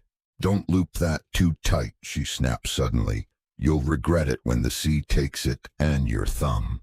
You loosen the knot. Nearby, a few kids are playing patintero, a chasing game with lines drawn in the dust. One of them, barefoot and wild-haired, trips, tumbles, and rolls directly into one of your drying nets. Sabel doesn't even blink. "Your mother owe me a chicken for that." You finish the first batch just as the sun climbs overhead. Your shirt is damp. Your hands are dyed a faint reddish brown, and your nose itches from the sap. Sable hands you a chunk of boiled cassava without asking if you're hungry. You eat it anyway. As you sit in the shade and chew, she tells you about the old days, how her father once tried to tan nets with boiled coconut shell and ended up gluing the entire fishing crew together. Took 3 days to separate them, she says. One of them still walks funny. You laugh. She doesn't. Maybe she's serious. Here's your fringe tidbit of the day. Some villages believe that sprinkling ashes from burnt stingray skin into the tanning vat would give nets bite resistance. No one knows if it worked. Most just think someone was trying to get rid of a particularly angry stingray. Once the nets are hung to dry, draped like laundry between 2 bamboo poles, you rinse your hands in a basin filled with guava leaf water. It soothes the sting and smells better than anything has a right to. You thank Tia Sabel, who waves you off with a warning not to touch anything important for the next hour unless you want it stained forever. You walk back through the village, passing rows of drying fish, stacked firewood, and a chicken that is definitely following you for reasons unknown. The village feels slower now, everyone hiding from the heat. A few old men nap under a tree. Your cousin sharpens a bolo blade with an alarming level of enthusiasm. Somewhere someone plays a bamboo flute off-key, but with heart. At home, your mother is chopping vegetables for dinner, humming a tune older than most family feuds. You help peel a green mango with a spoon, an old trick that leaves your fingers sticky, but keeps the bitterness on the rind. Dinner tonight will be paksiu fish, simmered in vinegar, garlic, and pepper. Sharp, sour, unforgettable. It's the kind of dish that clears your sinuses and your doubts at the same time. As it cooks, the scent drifts out the window, carried by the breeze. Within minutes, someone knocks and pretends they were just passing by. You offer them a seat. You know how this works. While the pot bubbles, you stretch out near the door and watch the sun begin its long descent. The sky shifts from pale gold to soft tangerine. The wind smells like coming rain. In the distance, frogs begin to rehearse for their nightly concert. And you think, not for the first time, how strange and beautiful it is that your entire life is stitched together with nets, tides, and the smell of vinegar. The sea gives, the sea takes, but the nets, if tanned just right, hold. The sun slips lower in the sky, casting long, soft shadows through the village and turning the dusty trail to the beach, a golden ribbon between the huts. You're halfway through helping your mother prep the fish for dinner, removing the last stubborn bones from a rather sarcastic-looking galunggong, when you hear the unmistakable sound of laughter, followed by the distinctive thwack of fruit hitting the ground. That can only mean one thing: mango theft. You glance toward the tall tree behind the neighbor's hut, the one auntie looming guards like it's sacred. And there they are, 3 kids barefoot and full of adrenaline, scrambling down from the branches like monkeys with sticky fingers and bad judgment. One of them clutches a bundle of green mangoes in his shirt, looking guilty and victorious all at once. You don't have to guess twice. That's Lando, the village's most inconsistent troublemaker. He alternates between helping old ladies carry firewood and stealing unripe fruit from their backyards. Right now he's doing the latter, but very badly. He takes one step away from the tree and immediately trips on a root. The mangoes spill in a dramatic arc, scattering across the ground like nature's marbles. 2 chickens and a dog immediately join the chaos. Lando dives after the fruit. The chickens dive after Lando. The dog just starts barking, thrilled to have a purpose. From her doorway, Auntie Looming appears, wielding a broom like a sword, and muttering curses in 3 dialects.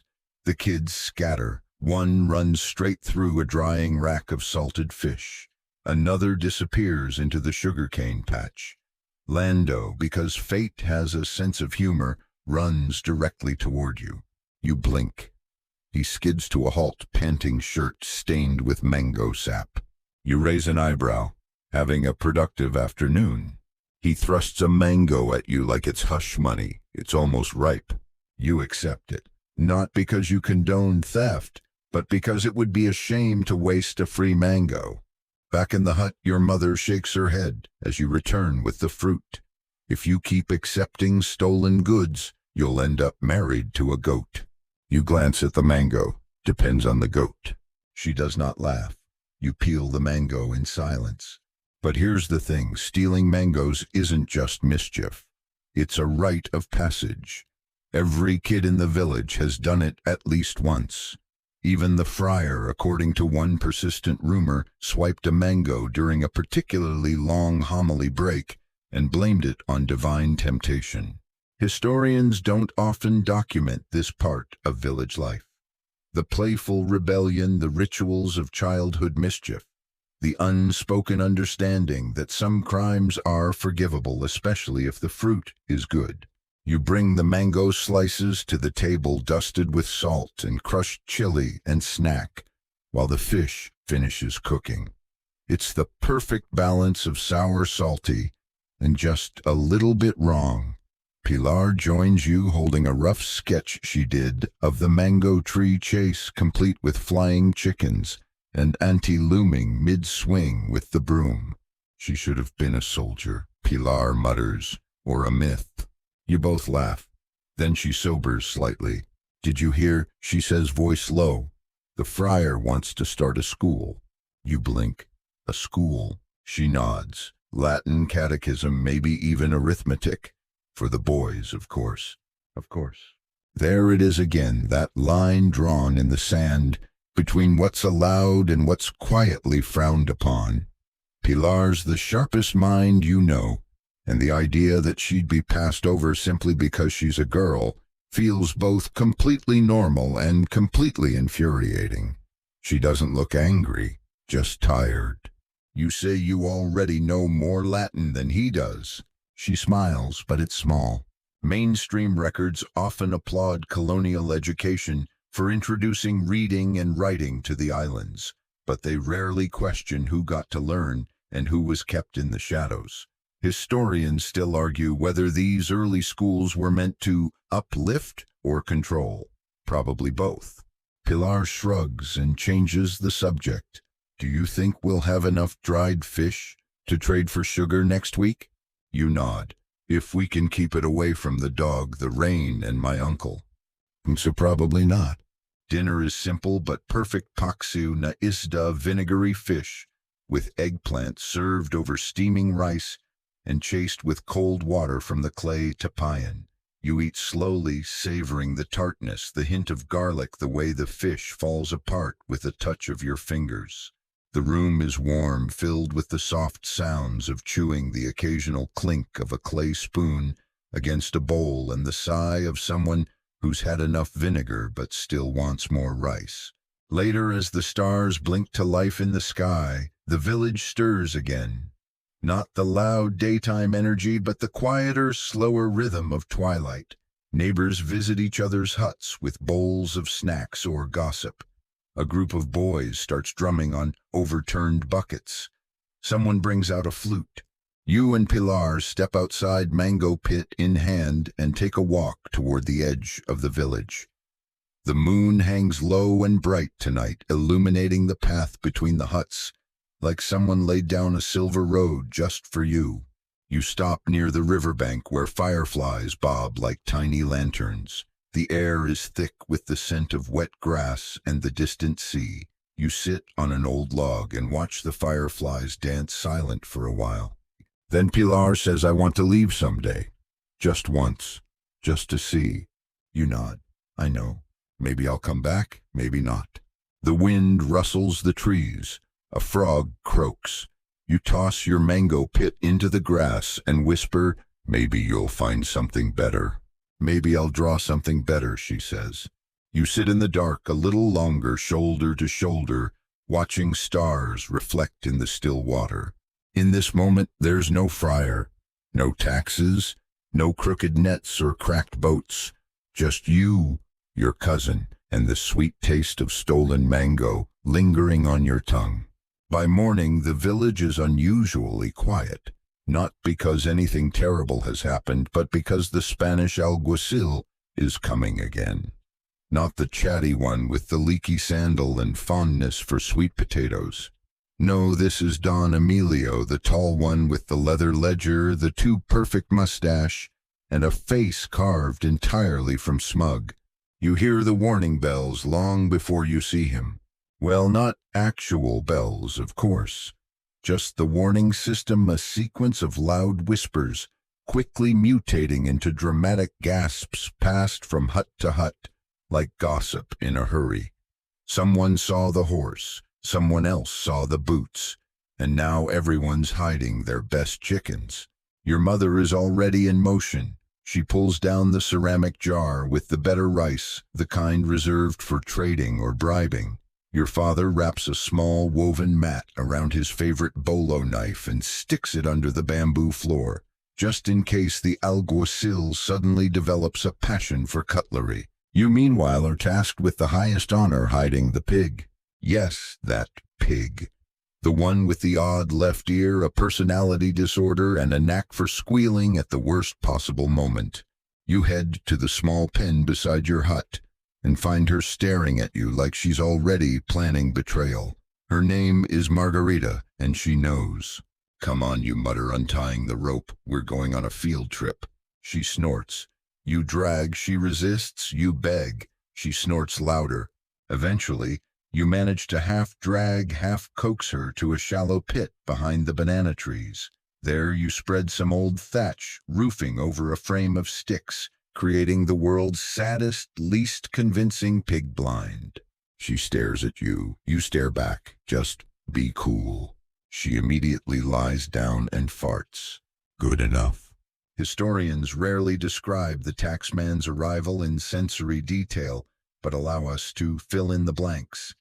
It sounds like boots crunching on crushed coral paths. It smells like too much cologne and horse sweat, and it feels like an entire village holding its breath, hoping someone else gets picked. You hear his voice before you see him. Ah, Senora Felisa, a pleasure. Is your husband home or conveniently tending to the fields? He says it with a smile that doesn't touch his eyes. You duck behind your hut, watching from the side as he begins his rounds. Ledger open, feather pen ready, smugness dialed to 11. He stops at every house, inspects the goods, raises an eyebrow at anything remotely nice-looking. His assistant, a young Tagalog man who looks like he'd rather be anywhere else, writes down each item with exaggerated care. At Teoberto's house, there's an awkward pause when Emilio points to a chicken and says, "Is that one sick?" The chicken chooses this moment to fall over dramatically. Teoberto swears it just fainted. The chicken, blessed soul, stays down. You're impressed. That bird deserves an acting award. At last, Emilio arrives at your hut. Your mother meets him with the smile of a woman who has hidden her valuables, her livestock, and probably her patience. Your father says nothing, standing behind her with arms crossed, not hostile, but very visible. Emilio scans the hut, the jars, the small bundles of woven goods, arranged like they just happened to be there. He taps his pen against the ledger. And the pig. You feel your stomach dip. Your mother raises an eyebrow. Which pig? He smiles. The one listed last year. Female, curled tail, loud disposition. She shakes her head gently. Eaten at Christmas. She was pregnant. Delicious litter, she says. There's a tense pause. And then from the distant banana trees, Margarita, bless her cursed soul, squeals. You flinch. Emilio's eyebrows rise. Your mother recovers instantly. That's the neighbor's goat. He doesn't buy it, but he also doesn't want to crawl through banana leaves and fire ants for a maybe pig. Instead, he clicks his pen, writes a suspicious question mark beside your name, and moves on. You all exhale. Fringe fun fact: it was common in some areas for villagers to accidentally lose livestock ahead of tax visits, only to miraculously find them again once the ledger was closed. Some pigs lived in 2 or 3 households over a season, depending on who had the best hiding spot and the most bribable child. Once Emilio is gone, the village breathes again. Doors reopen, hidden chickens re-emerge. Lando throws a mango at the alguacil's horse and misses. Barely. You retrieve Margarita from her hideout. She looks offended, but unharmed. You offer her a mango peel as a peace offering. She accepts. With the excitement over the village slowly returns to its natural rhythm. Pots clang, dogs bark, someone starts singing off-key. You wander to the beach with Pilar, who's carrying a piece of charcoal and a small notebook. She draws the alguacil from memory, big nose, smug eyes, riding a horse that looks both overworked and underpaid. She draws Margarita, too, labeled heroine. You add a speech bubble, oink, oh, resistance. You both laugh. That night at dinner, your mother sets the table with extra rice. Your father uncorks the vinegar jug with the rare pickled garlic cloves. A celebration, not of victory exactly, but of survival. One more day, one less chicken. As you chew, you look around the hut at your family, the soft flicker of the oil lamp and the pig outside grunting in her sleep. It's not a perfect system, but you've figured out how to live in it, and sometimes that's more than enough. It starts raining just after midnight. Not the polite, rhythmic kind that whispers you to sleep, but the dramatic, sky-clearing, coconut frond flapping kind that announces its arrival with a crash and a vengeance. Thunder rolls in thick waves overhead, like someone dropped an angry boulder into the clouds, and lightning briefly outlines the shape of the mountains far behind the mangroves. You wake to the sound of water hammering the roof, the unmistakable drip of a leak forming somewhere near your sleeping mat, and the familiar feeling of being exactly 17 seconds too late to stop your pillow from getting soaked. You mutter a quiet curse at the heavens, nothing too offensive in case any ancestors are listening, and shuffle the mat to a drier corner. Your brother sleeps through it. So does Commander the Frog, who is now floating gently in his gourd like a very unimpressed sea captain. By morning, the storm has eased into a drizzle. The world outside looks half-washed, half-drowned. Puddles the size of canoe seats have formed along the footpath, and the air smells of wet earth, banana leaves, and a lingering hint of burnt garlic from someone's poorly timed midnight snack. Rainy mornings in the village mean one thing: everyone moves a little slower. No one wants to fetch water. No one wants to cook over a reluctant fire.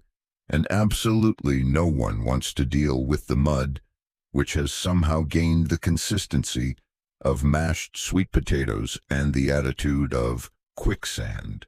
Your job today is noble if suspiciously timed, helping Tio Nonoi hide his pig. Again. Not because of tax collectors this time, but because it's the friar's fiesta week, and when the friar gets festive, livestock gets nervous. God appreciates a roasted pig, Nonoi mutters, slapping a rope into your hand, but mine appreciates not dying, so help. You drag the reluctant pig, whose name is Corazon, because she has a white heart-shaped mark on her butt, through the muck, and into the abandoned storehouse by the rice mill. She resists. You swear. She resists harder. Eventually, a bribe of fermented banana peel wins her over. Barely. On your way back, you pass a group of kids trying to build a paper boat out of puso palm leaves. One of them swears it floated once. Another swears he saw it sink 5 seconds later. All of them are now wet barefoot and yelling about physics. Rain changes the rhythm of the village. Cooking happens indoors over smoke-choked hearths. Laundry lines hang limp and useless. Even the animals look annoyed. Dogs hide under huts. Cats hiss at raindrops and chickens puff up like feathery balloons and plot vengeance. But rain also brings a strange kind of peace. You head toward the communal hut near the big acacia tree where elders gather to wait out the downpour and discuss very serious topics, like weather ghosts and whether or not boiled peanuts count as a full meal. Inside it's warm and a little smoky. Someone's stoking a small fire in a clay stove. A pot bubbles gently. You recognize the smell: ginger lemongrass, maybe a bit of dried fish. Comfort food. Tia Minda waves you in. Sit, you look like a drowned goat. Flattering. You join the circle, accepting a chipped bowl of soup and a corner of dry mat. Around you the elders are mid-story. And so the Tikbalang looked him in the eye, one is saying, and said, "That's my coconut." You slurp your soup politely. The rain taps the roof like it's trying to join in. For context, the Tikbalang is a creature with the head of a horse, the body of a human, and the moral compass of a bored teenager. Allegedly lives in forests, appears in storms, and challenges travelers to riddles or dance-offs.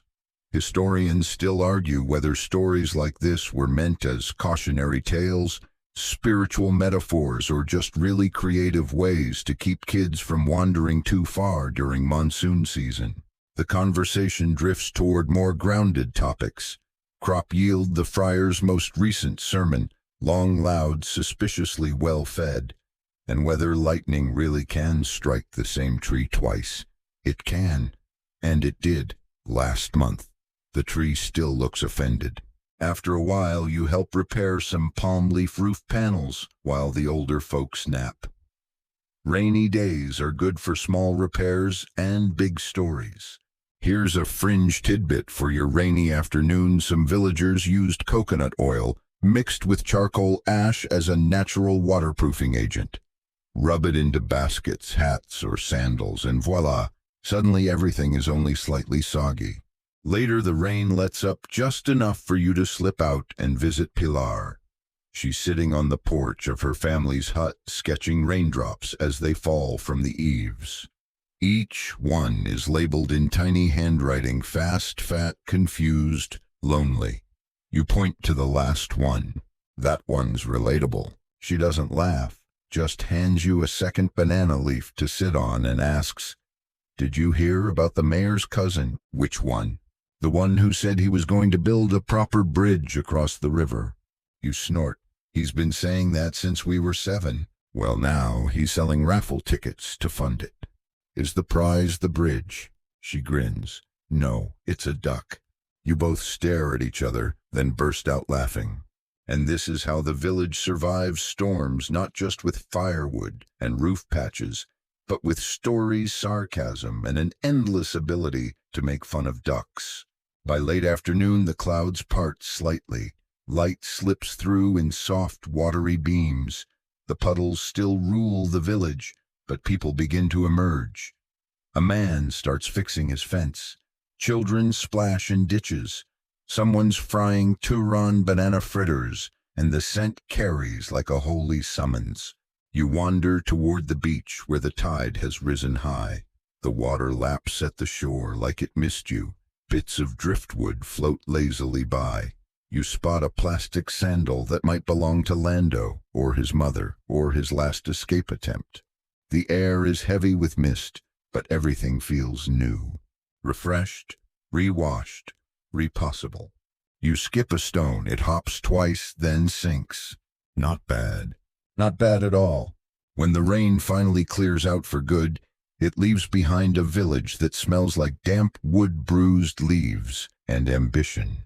The ground is still soft puddles, still glint in low spots, and the crabs have re-emerged to reclaim the footpaths with the swagger of creatures that survived a monsoon in holes the size of a coconut.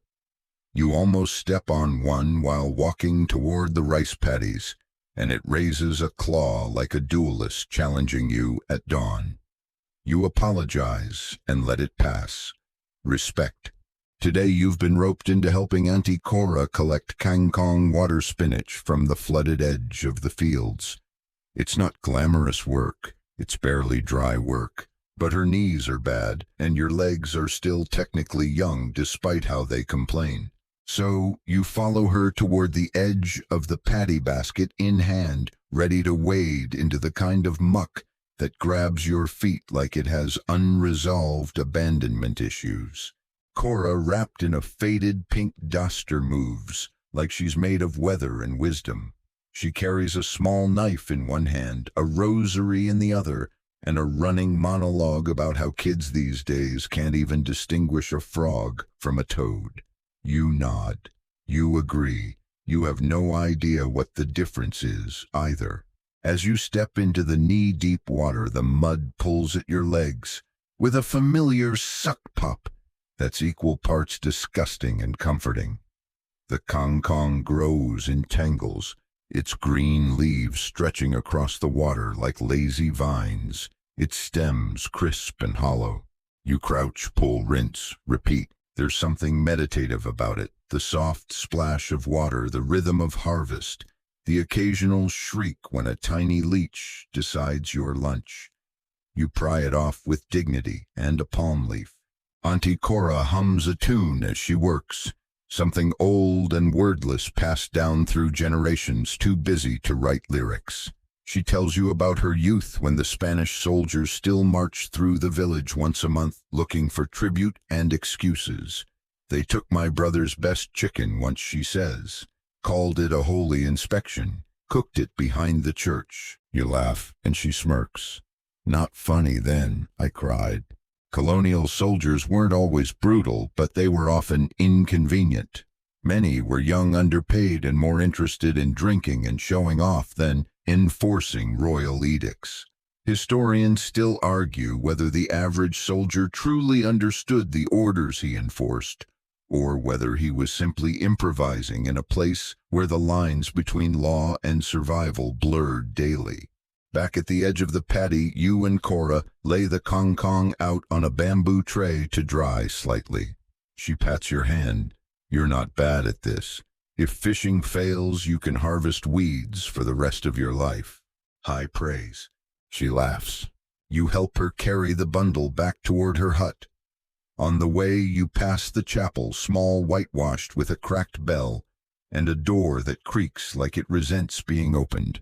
Inside, a few villagers are tidying up for the fiesta tomorrow, hanging palm fronds, dusting the saints' feet, preparing paper flowers that will melt the instant humidity hits them.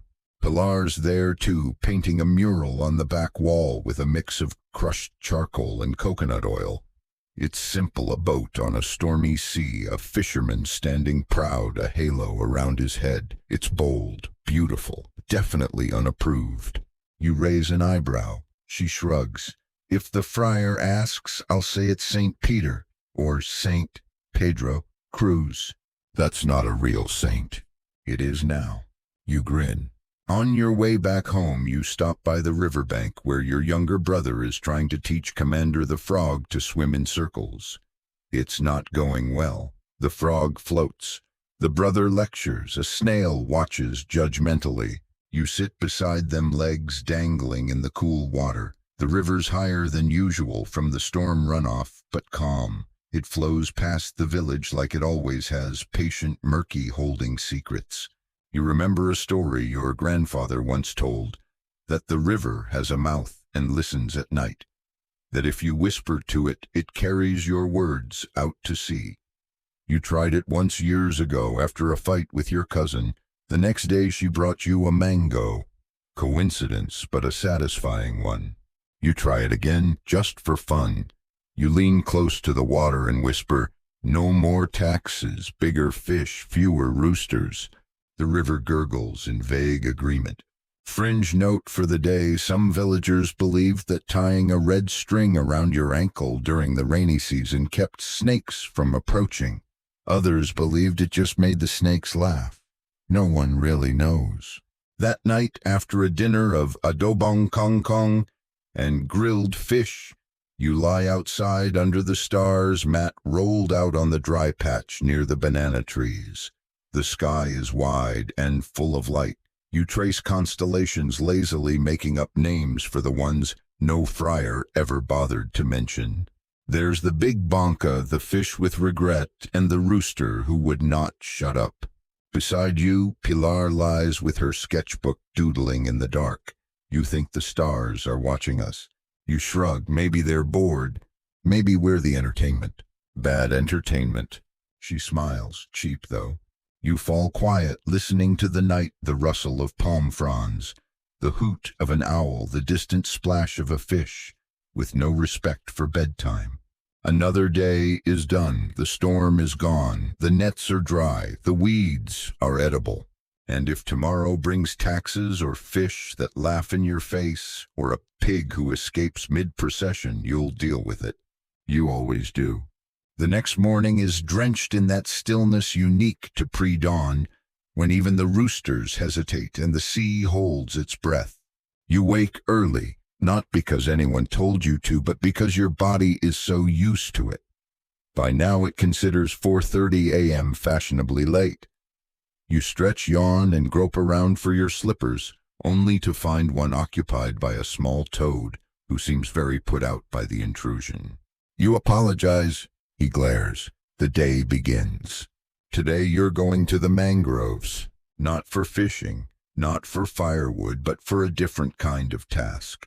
The elders have asked you to help clean the footpath that cuts through the swamp to the lookout shrine, a small weather-worn hut built on stilts over brackish water. Few people go there anymore. But this week is the village fiesta, and even forgotten corners need to look their best.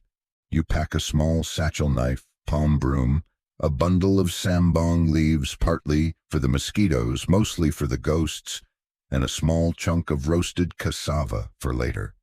You tie a red string around your ankle, not because you're superstitious, but because your aunt swears the encanto in the mangroves can't cross red lines.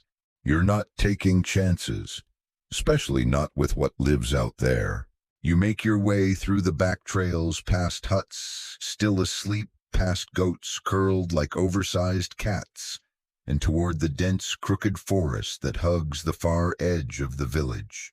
The mangroves are waking up too. Their roots twist up from the muddy water like old fingers coated in algae, clotted with drift, home to crabs the size of your palm and egrets that eye you like judges at a very specific trial. The air is humid, heavy with the scent of salt earth and secrets. You pause at the edge of the trees and whisper the traditional greeting, "Tabi tabi po." Excuse me, spirits, just passing through. Not everyone believes in Encanto, the nature spirits said to dwell in these places, but no one's willing to be the first to disrespect them. Historians still debate whether the belief was spiritual, political, or just a good way to keep people from wandering into snake pits. Either way, you don't walk into mangroves loud or angry. You walk in like a guest. The path is narrow, damp, and half swallowed by creeping vines. You sweep as you go, clearing leaves, pushing aside fallen branches, listening for sounds you don't want to hear: low growls, whispered voices, the slurp of mud where nothing should be moving. You remember vividly the time a neighbor tried to build a second fish-drying hut too close to this swamp. He swore he saw a tall man without a face watching him from between the trees. The hut collapsed a week later. Coincidence, sure, but now it's a story. And stories are how rules become real. You reach the shrine just as the sky begins to lighten into that blue-gray shade that smells like wet bamboo and promises mosquitoes. The shrine is simple, a square platform on stilts, a palm leaf roof, a weathered cross tied with faded ribbons. It leans slightly to one side, as if it's had one too many cups of coconut wine. A few votive candles, half melted, long since extinguished, cling to the floor. You sweep, you rinse, you mutter small thanks to whatever might be listening. And then in the stillness something stirs. Not loudly, just a ripple in the water beneath you. A shifting shadow. You pause, broom held mid-sweep, heart suddenly thudding like a badly tuned drum. You wait. The water settles. Nothing. Probably a fish, or a crab, or an eel with a sense of drama. You breathe out. Finish sweeping. Light a small candle from the stub of last year's flame. Let it flicker in the damp air. Fringe tip.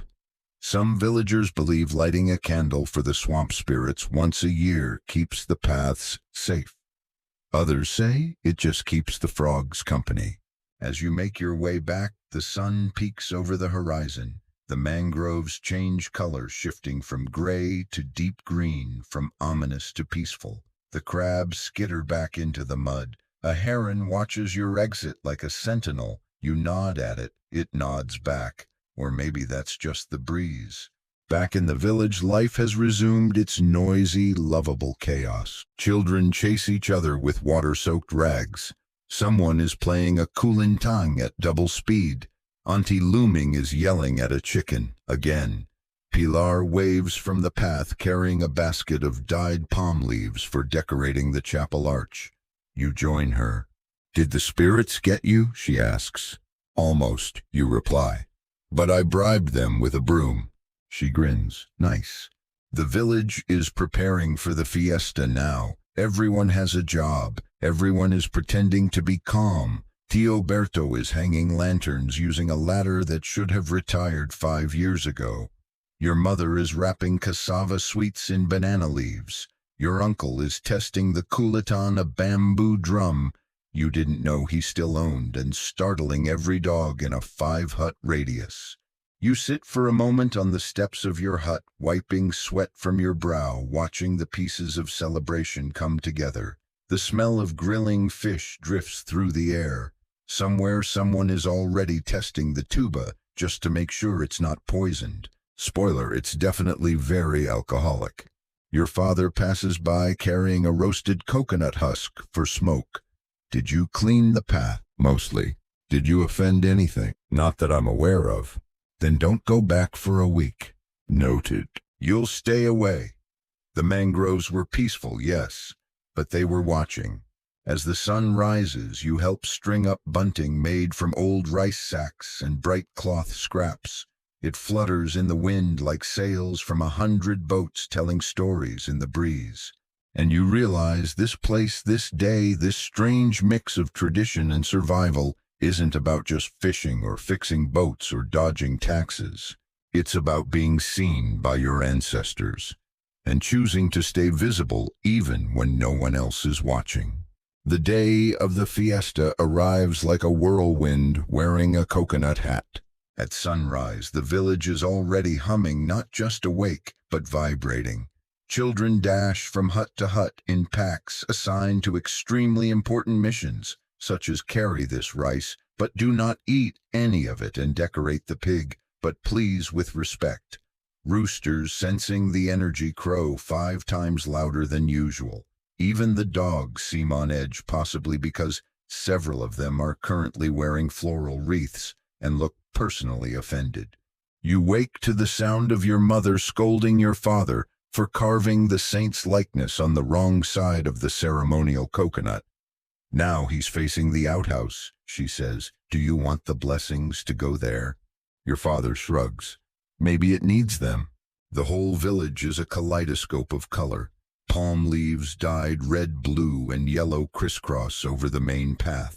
Lanterns made from coconut shells and old tin cans hang from bamboo poles.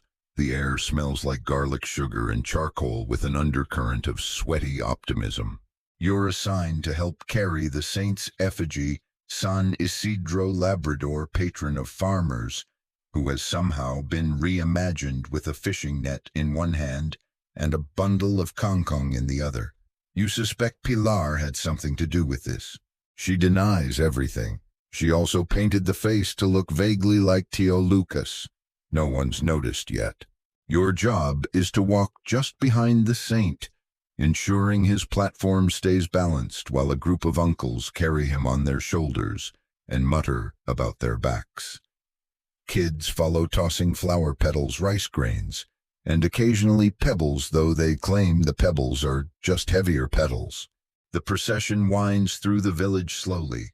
People emerge from their huts, bowing, crossing themselves, and pretending they aren't evaluating the craftsmanship of the saint's new vest. The Kulintang band plays ahead of you, all gongs and drums, and a flute that keeps veering off key, but is played with such passion that no one complains. As you walk, you see the village as if for the first time, the cracked tiles patched with vines, the bamboo fences decorated with scraps of old flags, the laughter of people who haven't slept well in 3 nights, but don't care. You pass the schoolhouse, 1 room, 2 benches, many termites, the chapel, the well, and finally the beach. There, the procession pauses. It's tradition, the saint must be shown the sea. You set the platform down gently. The tide is coming in, the waves lapping quietly against the sand, as if joining the prayer. The air is thick with salt and silence. Someone starts singing a hymn, soft, slow, off-key, in the best way. The voices join, layered and imperfect and beautiful. You close your eyes for a moment. Feel the sand beneath your feet, the sting of salt in your nose, the warmth of the sun just beginning to press down. This is yours. The moment breaks when one of the uncles sneezes and nearly tips the saint into the surf. Gasps, scrambling, a near miracle. San Isidro remains dry, just barely. Close one, someone mutters. God has a sense of humor, someone else replies. You all laugh. Back at the village square, the real party begins. There's food. Lechon grilled tilapia, sticky rice wrapped in banana leaves, caramelized bananas, vinegar pickled everything. Bowls of roasted peanuts, platters of puto, and jars of bagoong for the brave. You help grill skewers of pork, turning them carefully over hot coals, while fanning the flames with a palm leaf, and trying not to inhale the smoke like a whole forest just exploded. There's dancing barefoot on the packed earth to the beat of the drums and the clang of kitchen utensils. Someone has turned into percussion. Someone brings out the tinikling poles. 2 boys position the bamboo lengths and begin clapping them rhythmically while others try to dance between them. You try, you fail, you nearly lose a toe. Everyone cheers anyway.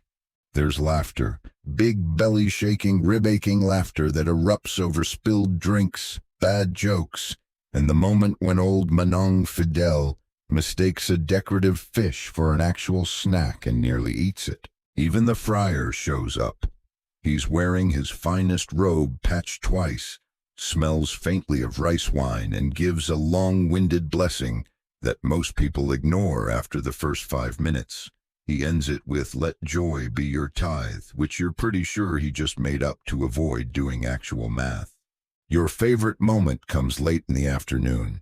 The sky glows orange, the breeze picks up, and someone brings out the taguan lanterns, small candle-lit shapes, made from paper and wire, floating just above eye level, like glowing fish in the dusk.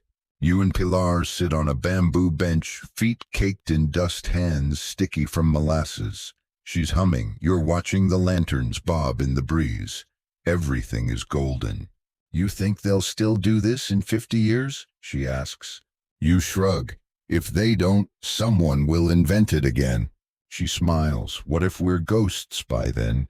Then I hope they decorate us with petals and roast a pig in our honor. Not too much garlic. Speak for yourself. I want to haunt someone delicious." You both laugh. And in that moment you realize this too is history. Not the part that gets written in Spanish ledgers or archived by missionaries, but the real kind. The kind made from laughter, sticky hands, off-key songs, and the smell of charcoal clinging to your clothes for days.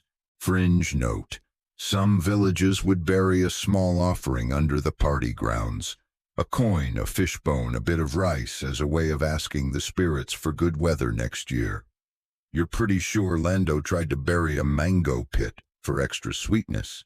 By evening, the sky darkens, the lanterns flicker higher, and the music softens into lullabies. People drift toward their huts, full, tired, sunburnt, happy.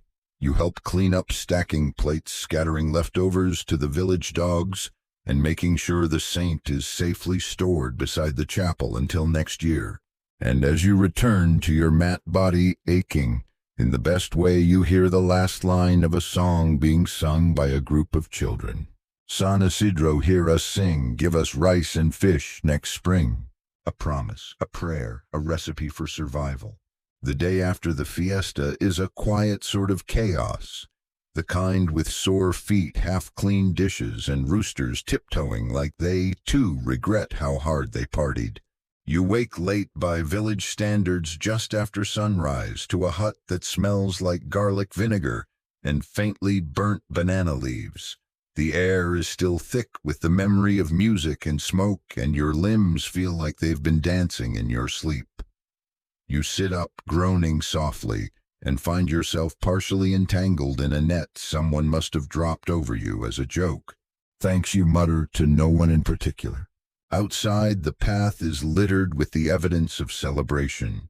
Worn slippers, stray ribbons, a fried fishtail that some dog is now carefully burying under the cooking shed. A trail of ants is claiming what's left of a spilled sugarcane drink like it's a royal inheritance. Your job today, clean up. Everyone's job today is clean up. No one likes it, but no one skips it. Partly out of pride, partly because if you leave food out long enough in this climate, it will evolve into something with legs and opinions. You begin by sweeping your family's patch of the compound. Bits of palm leaves, ash, and old rice grains mix into a satisfying crunch under your broom. You tie up bundles of used banana leaves, shoo away chickens who assume you're preparing lunch, and dump cooled firewood ash into the pit behind the mango tree. Auntie Deli wanders by holding a pair of damp trousers and humming something mournful. She stops, sniffs the air, and says, "Who grilled the saint's foot?" You blink. "Pilar painted that." Ah, she nods, unconcerned. It smelled holy. Around the village, similar scenes unfold. Mothers repacking kitchen tools, fathers rehammering wayward roof nails that were dislodged during the lantern-tying frenzy, children tasked with rinsing the utensils in the river, but mostly turning it into a splash-fight battleground. You're sent to help collect the tinikling poles which someone left in the field near the sugarcane. You find them under a pile of woven mats tangled in string and damp with morning dew. As you haul them back to the communal storehouse, you pass by Pilar, crouched in the grass, sketching what remains of the archway from yesterday's procession. She waves without looking up. They already took the saint back to the chapel. You glance toward the simple structure at the end of the road. Its doors are open, the altar inside a little bare now that the decorations are gone. But the light through the slats falls just right, golden beams slicing the interior into stripes of peace. I think he enjoyed the party, you say. He nearly drowned. Well, that's part of the charm. The two of you return to the village square, now half swept, half forgotten. A few uncles argue over where the bamboo benches should go, even though they've always been in the same place. Tio Lucas insists on rearranging everything. Again, no one stops him. He needs this. Your mother waves you over with a pail. Take this to the well. You obey, walking the familiar path with the bucket swinging at your side. The well sits under a thatched awning near the edge of the village, surrounded by mossy stones and memories. You pass a few women scrubbing clothes against flat rocks, exchanging stories between splashes. One tells the tale of a man who claimed he caught a mermaid during the fiesta. The others roll their eyes. His own wife doesn't believe him. Fringe detail of the day: some villagers believe that wells have moods. If you're respectful, the water flows clear. If not muddy, it's not scientific, but you always greet the well anyway, just in case. You draw water cool, earthy, with that mineral tang that somehow always tastes like yesterday's rain. You bring it back and help your mother rinse the clay jars, scrubbing the inside with coconut husk and rice ash until they're clean enough for next week's pickles. The work is steady comforting, the kind that leaves your muscles humming but your mind at ease. Around noon, the sun blazes down like it's got something to prove. You and Pilar escape to the shade of the big dop-dop tree, sharing a woven fan and half a boiled cassava root. A rooster naps nearby, its comb twitching as it dreams of glory. You watch the clouds. One of them looks vaguely like a pig. Another looks like a fish. Pilar insists one looks like the friar's head. You can't unsee it now. She says, "I heard next month the traders are coming." You nod. The ones with the mirrors and matches and bolts of cloth and dried fruit from China. Your heart stirs just a little. The idea of something new brought across the sea, in wooden ships full of stories, barter, and salted cargo, is always exciting. Even if most of what you'll get in exchange is a cracked plate or an old knife, the possibility is everything. Mainstream histories often focus on the formal trade routes, the maps, the taxes. But here trade is personal, a whisper before it's a transaction, a promise before it's a price. By afternoon, the village has mostly returned to normal. The arch is down, the bunting is folded, the leftover food is packed in jars. The rooster wakes up and immediately crows, prompting your neighbor to mutter something unprintable. You wash your hands and face. Your shirt is still dusted with ash and sugar. Your feet are sore, but your belly is full. Your heart is steady. And the pig survived another fiesta. Even Margarita, now napping in the shade with a flower still tied to her tail, looks satisfied. You sit with your family as the sun begins its slow descent. A cool breeze whispers through the palm trees. Somewhere someone starts a soft melody on the bamboo flute. Pilar leans against the hut's frame, notebook closed for once. "Good party," she says. You nod. "We'll have to outdo it next year." She raises an eyebrow. "You volunteering?" You grin. "Only if I get to hide the pig again." The day after the fiesta's cleanup is what the elders call a quiet day, not because it's actually quiet, but because everyone is pretending it is. You wake to the usual sounds, sweeping, coughing, the occasional chicken argument. But the village moves slower today. There's less shouting, more stretching, less hammering, more napping. Even the dogs bark half-heartedly, like they, too, are hungover on leftover cassava and celebration fatigue. Still, life doesn't pause just because everyone's legs are sore and the rice pot looks resentful. There are boats to check, nets to untangle, fish to clean, and in your case, helping your cousin Amihan with something she hasn't told anyone else about. Because today's not about fish or taxes or saints. Today, Amihan wants to sail. She waits for you behind the abandoned nipa shed by the river, arms crossed, braid tied back, and a look on her face that says, "If you laugh, I will push you in." You do not laugh. Instead, you raise an eyebrow and say, "You brought the bunka." She nods. "I fixed it last week."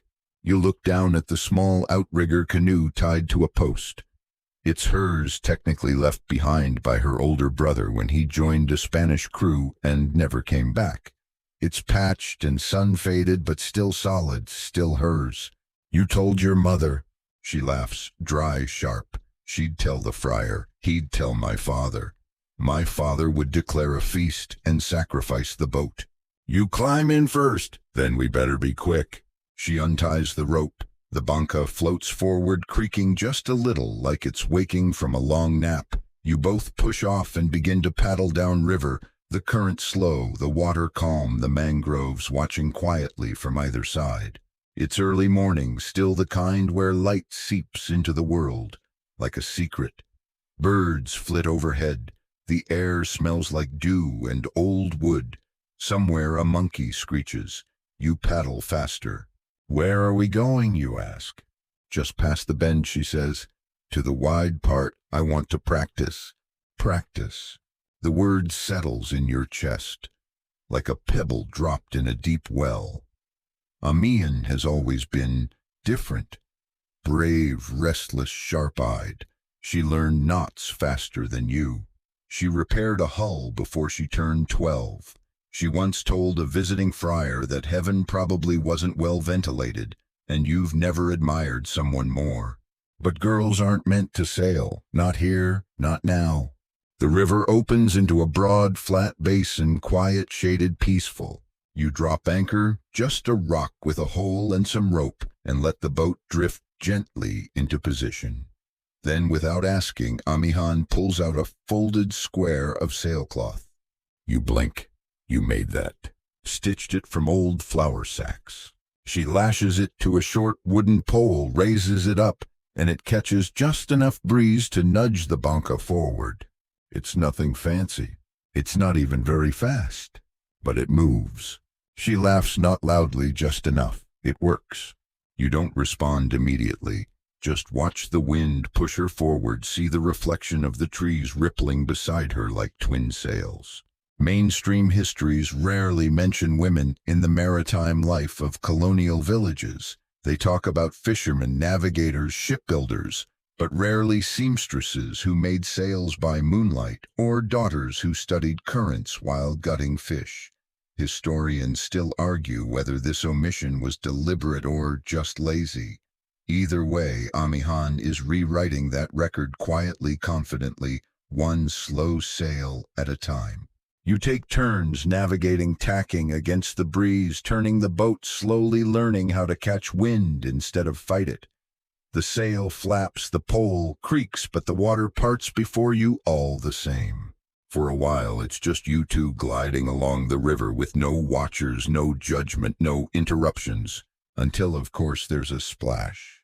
You both turn. It's Lando, perched on the low branch of a tree, mouth full of guava, watching you like a parrot who's learned blackmail. You can't tell anyone, Ambient says. I didn't see anything, Lando replies, taking another bite. But if I had, I'd want a mango. Ambient groans. You sigh. There's one under the seat. He grins. Excellent. Sail on pirates. He vanishes back into the trees. You laugh. You sail until the sun climbs high and the river glows gold. You dock just past noon, tucking the sail away, pulling the banca into the reeds, brushing leaves over the hull. By the time you walk back to the village, you look like you've been gathering herbs or fighting ghosts. Either explanation works. At lunch, Ambient says nothing. Neither do you. That afternoon, you help repair a fence with your father. He grumbles about termites, politics, and a rooster that keeps stealing corn. You nod, hammering quietly. Pilar passes by later with a rolled sketch in hand. She says nothing, just presses it into your palm. You open it after she's gone. It's a drawing of Ambient at the bow of the banca, wind, in her hair, face turned forward. At the bottom she's written, "Some girls steer boats, some steer futures." You fold it carefully, tuck it away. And when the wind picks up later that evening, you find yourself glancing toward the river just once, just enough. Night falls softly. After a day like that, without drama, without thunder, just a gradual dimming of light like someone slowly closing their eyes. You lie on your mat, arms behind your head, listening to the sounds of a village settling, the thud of someone laying down a pot, a child being coaxed into sleep with the promise of morning rice cakes, the low, droning buzz of mosquitoes outside the net, arguing bitterly over who gets first blood. You should sleep, but something in your body refuses. Too sore, too thoughtful, too full of stories and secrets. So you get up, step carefully over your snoring brother, avoid the corner where Commander the Frog sleeps in his gourd-turned bathtub, tiptoe past your parents who lie still beneath the frayed mosquito net, their backs rising and falling in that calm rhythm you've known since before you understood language. Outside, the night is warm, sticky, full of crickets, and the occasional plop of a fish somewhere out in the river, breaking the silence for no other reason than mischief. You walk. Not far, just to the edge of the trees where the air feels slightly cooler and the noise of the village fades into frog song. And you sit beneath the stars, beneath the weight of everything you've lived today. And that's when you notice it. You're itchy. Specifically your legs, your ankles, and most insultingly your armpit. The mosquito net failed you, or you failed the net. Either way, the mosquitoes won. You scratch furiously, resisting the urge to dive into a nearby puddle out of spite. You return to the hut and check your limbs by lamplight. 6 bites, 1 on your pinky toe. You whisper a quiet, heartfelt curse. Later, as you try to sleep, you curl under the net and reconsider your entire relationship with this insect-infested, fire-scented, rice-worshipping corner of the world. Is it worth it?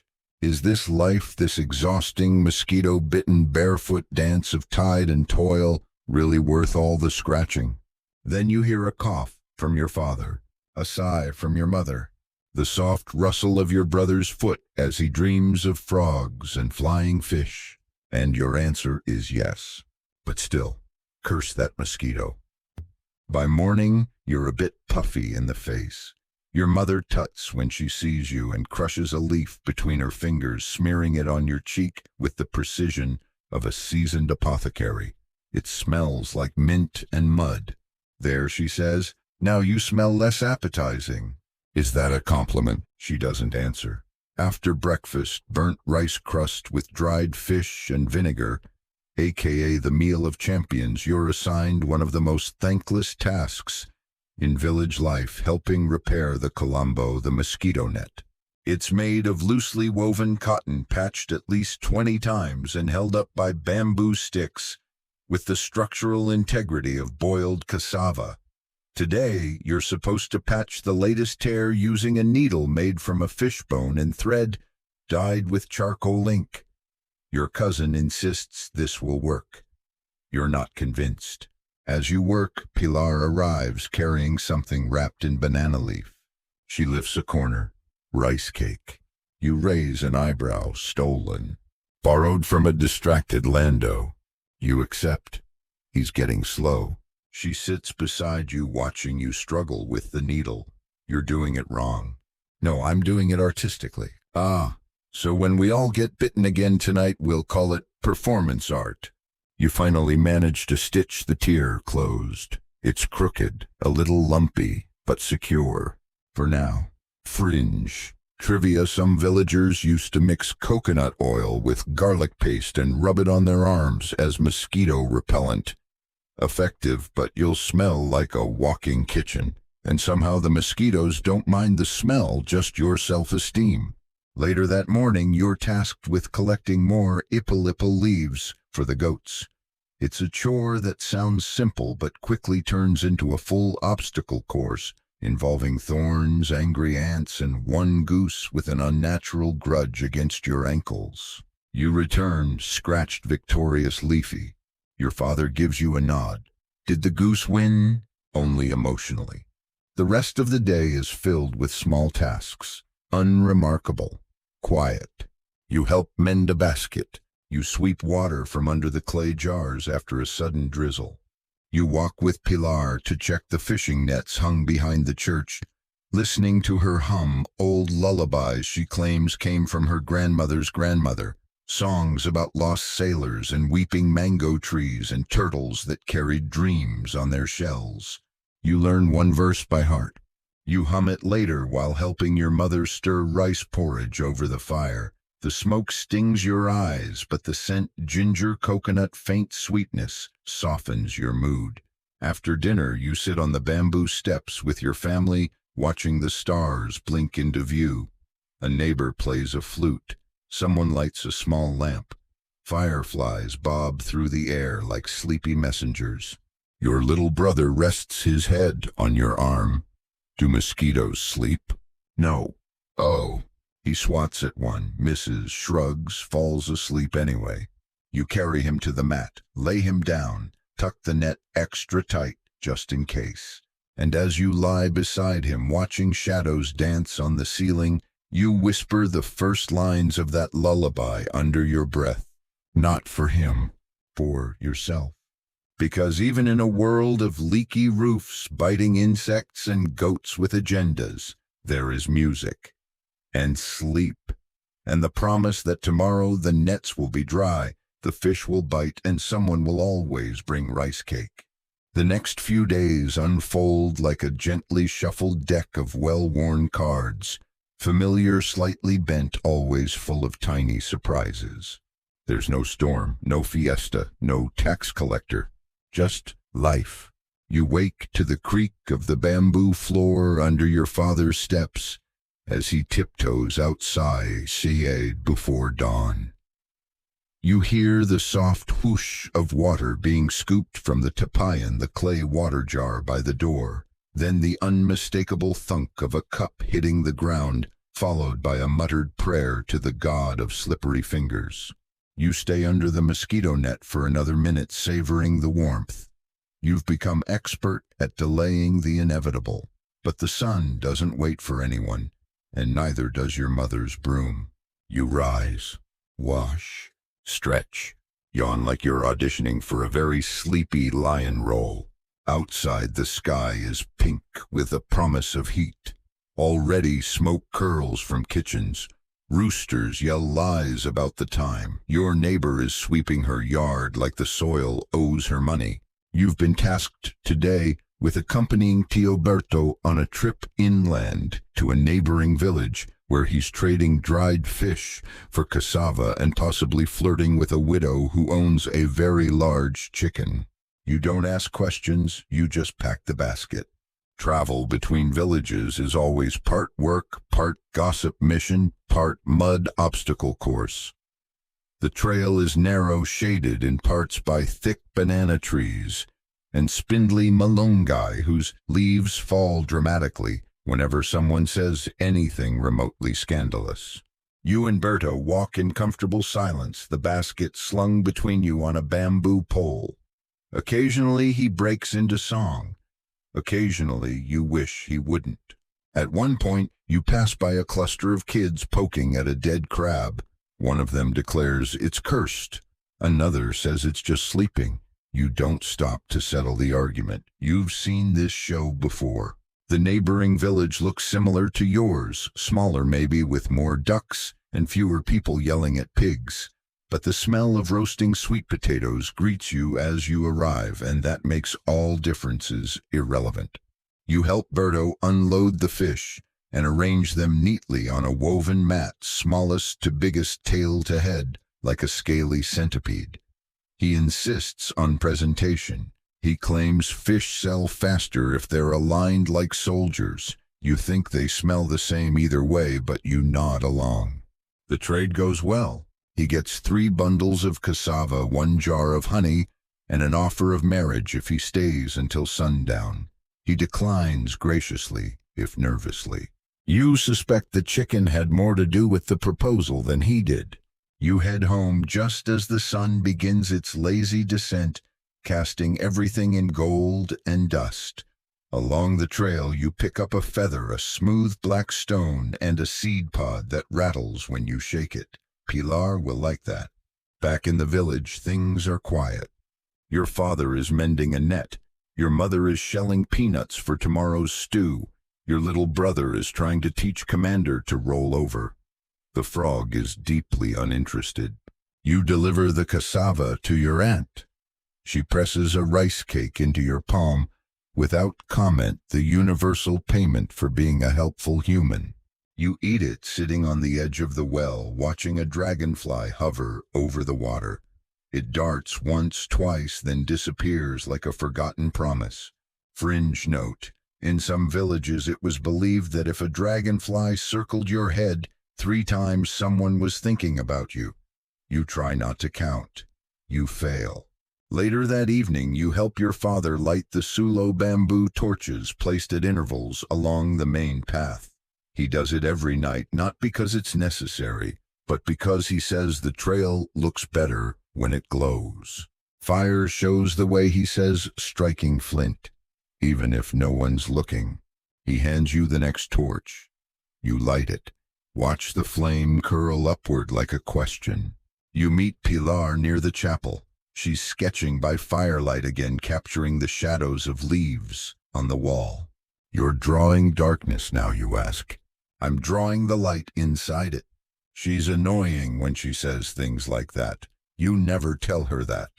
You sit nearby, picking at a piece of roasted corn, watching the sky fade from purple to black. Someone starts humming a lullaby. It spreads slowly like warm broth across a bowl. One by one, lamps are doused. Curtains are drawn. The dogs curl into piles. The chickens stop philosophizing. And the village shrinks again back into its nighttime shape. You lie under your mosquito net and listen to the night crickets, frogs, the occasional distant plop. Your arms ache pleasantly. Your feet are dusty. Your belly is full of corn. You think about Berto's almost wife, about the widow's enormous chicken, about the trail, the seed pod, the look your father gave the fire when it caught on the first try. You think maybe tomorrow you'll help repair the banca, or mend the net, or build something no one asked for. Because that's the thing about life here, it's always asking, quietly, steadily, kindly. And somehow you always answer. The morning is thick with clouds and possibility. You wake to a wind that smells like rustling palms and wet earth, the kind that hints at rain but makes no promises. Your arms are still stiff from carrying cassava yesterday, and your dreams were full of giant frogs and wedding invitations addressed to fish.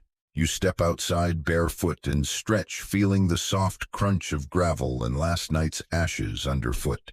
Pilar is already awake, sitting on the front step of her hut, sketching a dog that refuses to stay still and keeps trying to eat her charcoal. You wave. She mutters, "If it eats this, I'm painting it as a ghost." Today you've been volunteered without your consent to help with something known simply as the walk. It's not a pilgrimage, it's not an errand. It's the walk. Once a month, a group from the village treks inland to a small hill where wild herbs grow, where a freshwater spring trickles year-round, and where someone's great-great-granduncle once saw a bright light in the sky and immediately became celibate. That story's never been verified, but it's a great excuse to skip chores. You pack light bamboo canteen, a knife for cutting herbs, a slingshot for snakes or boredom, and a pouch of toasted coconut and rice. You meet the others, two aunties, one uncle who claims he has weak ankles, and a teenage boy who says nothing but carries everything.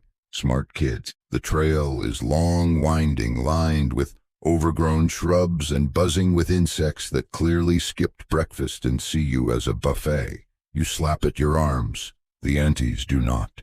They move through the undergrowth like ghosts, untouched, unbothered, immortal. You reach the hill after an hour.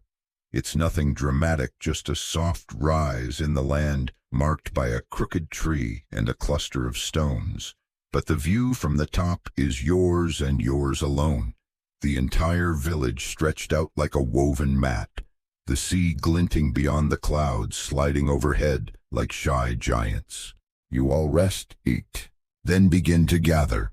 The herbs are varied: wild ginger, tangled lemongrass, a creeping vine that's supposedly good for backaches, and suspicious uncles. You dig gently, respectfully. These plants, you've been told, don't like arrogance. If you yank them out like they owe you something, they'll spoil in the basket.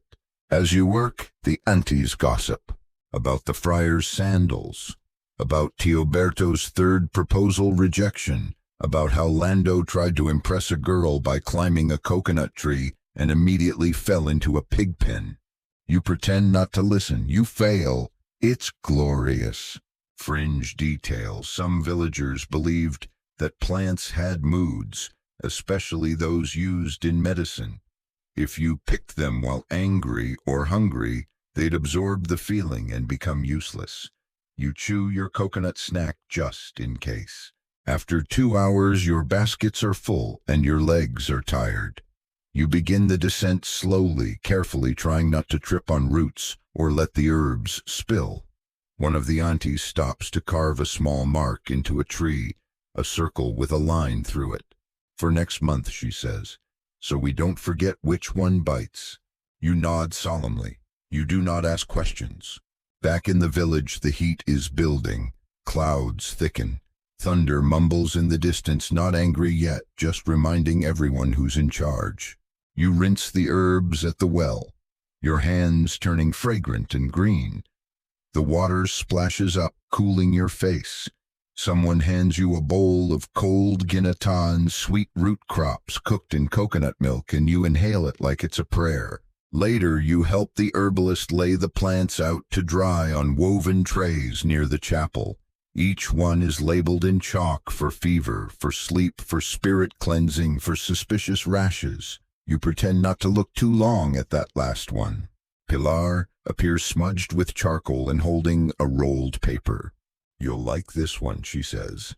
You unroll it. It's a sketch of you on the hill, exaggerated but charming wind blowing your hair into a comical shape, holding a bunch of herbs, like you're delivering a forest to someone. Underneath, she's written, "Deliver us from back pain."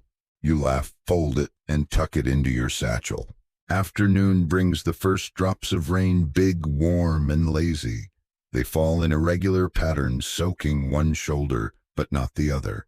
You help haul the drying herbs under cover, shielding them with banana leaves, and shouting when the wind snatches one away like a bratty cousin. The rain thickens into something more serious. It drums on the roof, puddles under the trees, and washes the dust from the air. You sit on your hut's bamboo step-chin, on knees, watching the water pour from the eaves in thick streams. Your mother joins you, handing you a clay cup of ginger tea, spicy, earthy, strong enough to wake your ancestors. She says, "Good hill, good view, quiet. Only if you ignore the aunties." She chuckles. The rain continues. Somewhere a child squeals with delight. Somewhere else a chicken gives up on pretending it's waterproof. You sit for a long while sipping your tea, watching the rain turn your world into puddles and pearls. When night comes, the air is clean. The village glows softly, lamps in windows, laughter in doorways, the smell of rice and rain mud and cut herbs rising in gentle waves.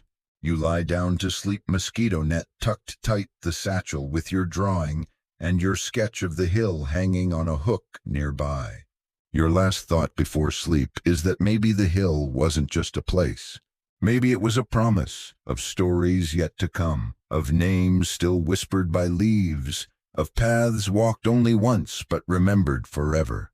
Rain lingers the next morning, not in the heavy drumming way that keeps everyone indoors, but in soft mists that cling to the grass and hang from leaves like tiny chandeliers.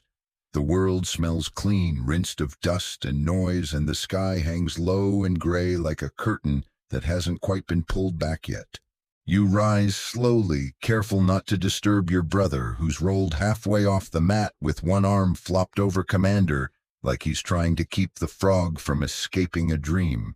Outside, a few early risers are already at work, Tia Cora hanging laundry under her stilted hut, a trio of boys trying to fish earthworms out of the softened ground using sticks and highly questionable logic.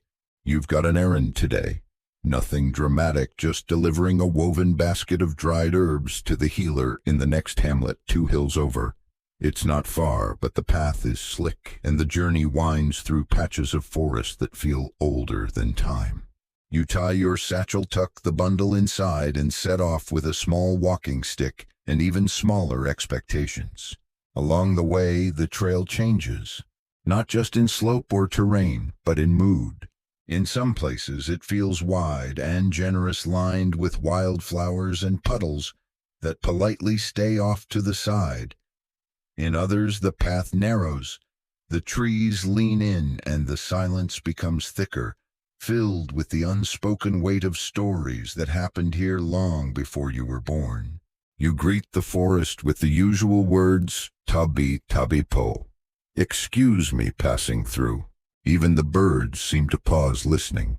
You walk carefully, mud squelching beneath your sandals, avoiding roots that reach across the trail like curious fingers. At one point you pass a tree marked with red thread, a sign that someone recently left an offering. You don't ask why. You just nod and move along. Here's a fringe fact for your thoughts. Some elders believe that trails remember footsteps, that if you walk them often enough, the earth starts to recognize you. You don't know if that's true, but you do know that some trees seem to shift slightly to make way for you, and some puddles they aim. You arrive at the hamlet just before noon. It's smaller than your village, maybe 10 huts scattered under a canopy of tall trees, chickens everywhere. You spot a carved wooden pole with a tiny cross at the top and a ring of dried flowers tied around its base. Someone here still pays attention to the old signs and the new ones. The healer, a woman named Aling Rosa, greets you from her doorway. She's in her 60s, maybe 70s, with eyes like smoked glass and a voice that sounds like gravel being washed in a stream. You brought the feverweed. You nod, hand her the bundle, and she presses a piece of suman sticky rice wrapped in banana leaf into your palm. Payment appreciation, or just a bribe to sit a while. You take it and sit on the wooden stool near her doorway. Rosa talks while she works, sorting herbs, trimming roots, tying bundles. She tells you about the new baby in the village who won't stop crying, and the grandfather who claims the baby's possessed by a lizard spirit. You raise your eyebrows. She shrugs. Or maybe he's just gassy. She offers you ginger tea stronger than your mother's, and you sip while watching the light shift through the trees. You can see why she lives here. It's quiet green, like the forest hugs the village instead of hovering around it. You ask how she learned all the plants. She taps her forehead. Dreams, and a lot of bad stew. You laugh. Mainstream historians talk about traditional medicine like it's one thing, a monolith. But here, healing is half science, half instinct, and at least 20% listening to gossip while pretending not to. Historians still argue whether these healers were folk doctors, shamans, or just really attentive grandmothers. You think maybe they were all three. On the walk back, the mist has lifted. The ground is still wet, but now the birds have found their voice again, and the trees seem less secretive. You stop once, sit on a flat stone, and eat the suman while watching a row of ants carry a seed pod 10 times their size up a slope, with more coordination than half your village has during festivals. Back home, the sky has brightened to a pale, hopeful blue. Smoke curls from a dozen kitchens, the scent of roasted eggplant and vinegar mixing with wood fire and wet earth. You deliver Rosa's thanks to your mother, who nods as if expecting it. She always liked our lemongrass, she says, and you're not sure if that's pride or code.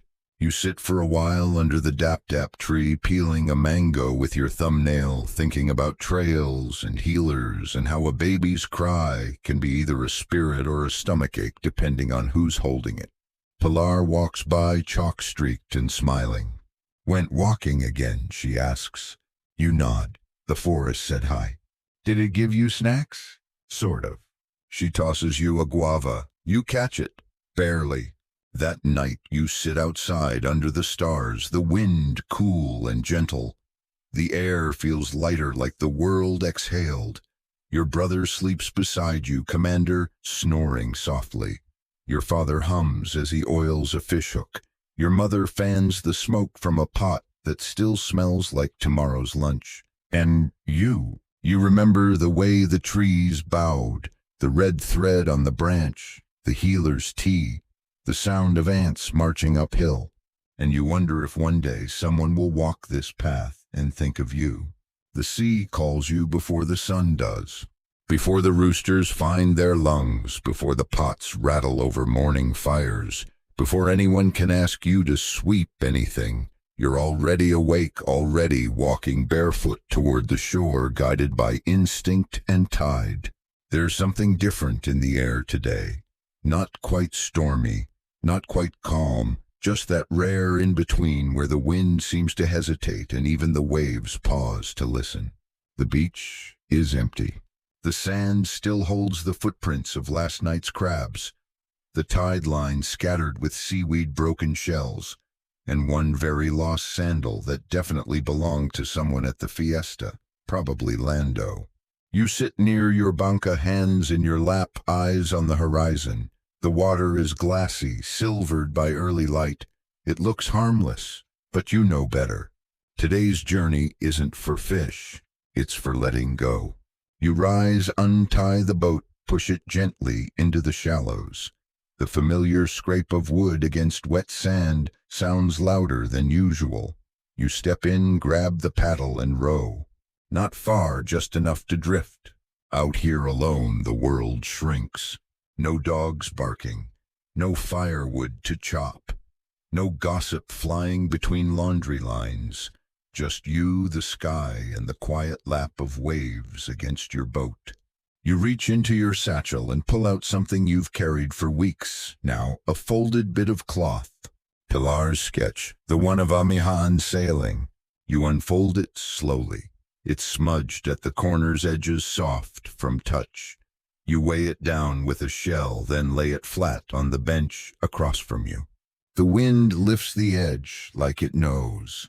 You sit still for a long time, letting the boat drift wherever the sea decides.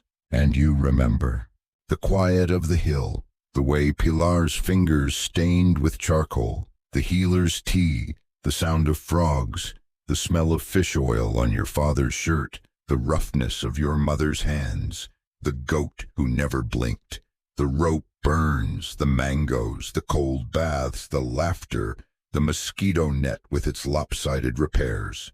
Everything, all of it. And somehow you feel full and empty at the same time. Mainstream stories like to end at revolutions, big names, big battles, explosions and declarations, but that's not the only kind of history that matters. Some of it sits quietly in small boats. Some of it smells like vinegar and burnt garlic. Some of it is drawn in charcoal and hidden in satchels. Historians still argue about whether memories like this are important, whether they shaped the world or simply survived it. You decide it doesn't matter. Because you were here, you lived it. You fold the sketch carefully, tuck it back into your satchel. Then you reach into the basket beside you, just one piece of dried fish saved from last week. You offer it to the sea, not a feast, just a thank you. The boat rocks gently as you do. The tide, patient as ever, begins to pull you back. When your feet touch sand again, the village has begun to stir. Smoke rises, voices murmur. Someone swears at a goat. You smile. You pull the boat in, tie it off, stretch your back until it pops like a bamboo slat. Pilar meets you halfway down the path, went drifting. Just enough. She nods like she knows what that means. She probably does. That afternoon, while helping your mother sort dried leaves into jars, you hear someone shout from the beach. It's Lando, of course. He's caught something weird, half fish, half something. Everyone rushes to see it. You lag behind. You already know it's a catfish with opinions. You join the crowd, laugh with the others. Watch the day unfold like a well-used mat, creased but sturdy. Dinner is simple, sour soup, soft rice, sun-dried squid. Afterward, you sit outside, lantern in hand, and watch the fireflies blink their slow lullaby. Your father hums a song you haven't heard before. Your mother joins in. You don't know the words, but you hum along anyway. That night, under the same patched mosquito net with your brother already snoring, and Commander the Frog plotting his next escape, you let your eyes close slowly, and dream not of saints or sails or friars, but of paddling toward a place where silence listens, where history doesn't shout, where memory floats. Your final morning in this quiet loop of sun and sea begins like all the others, with breath, with breeze, with the earthy creak of your body pulling itself up from the mat like a reluctant coconut falling from a tree. But today, something feels different. Not in the sky, it's still stretching itself out, streaked with soft gold and unbothered clouds. Not in the air, it still smells like wood smoke and salt, with the occasional reminder that goats exist. It's in you, a quiet realization not fully formed, that this moment, this particular version of the day, is the last one that will feel exactly like this. You rise slower, stretch longer, let your toes linger in the cool dust before stepping outside. The village greets you gently. A neighbor waves from behind a laundry line.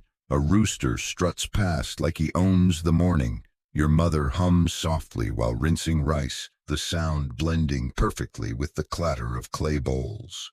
You help without being asked. Scoop charcoal, fan the flames, peel garlic.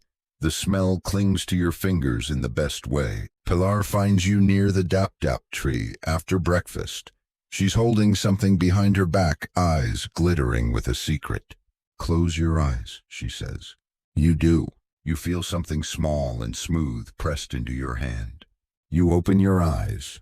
It's a carved stone flat oval with a line etched through the center, one half polished smooth, the other left rough.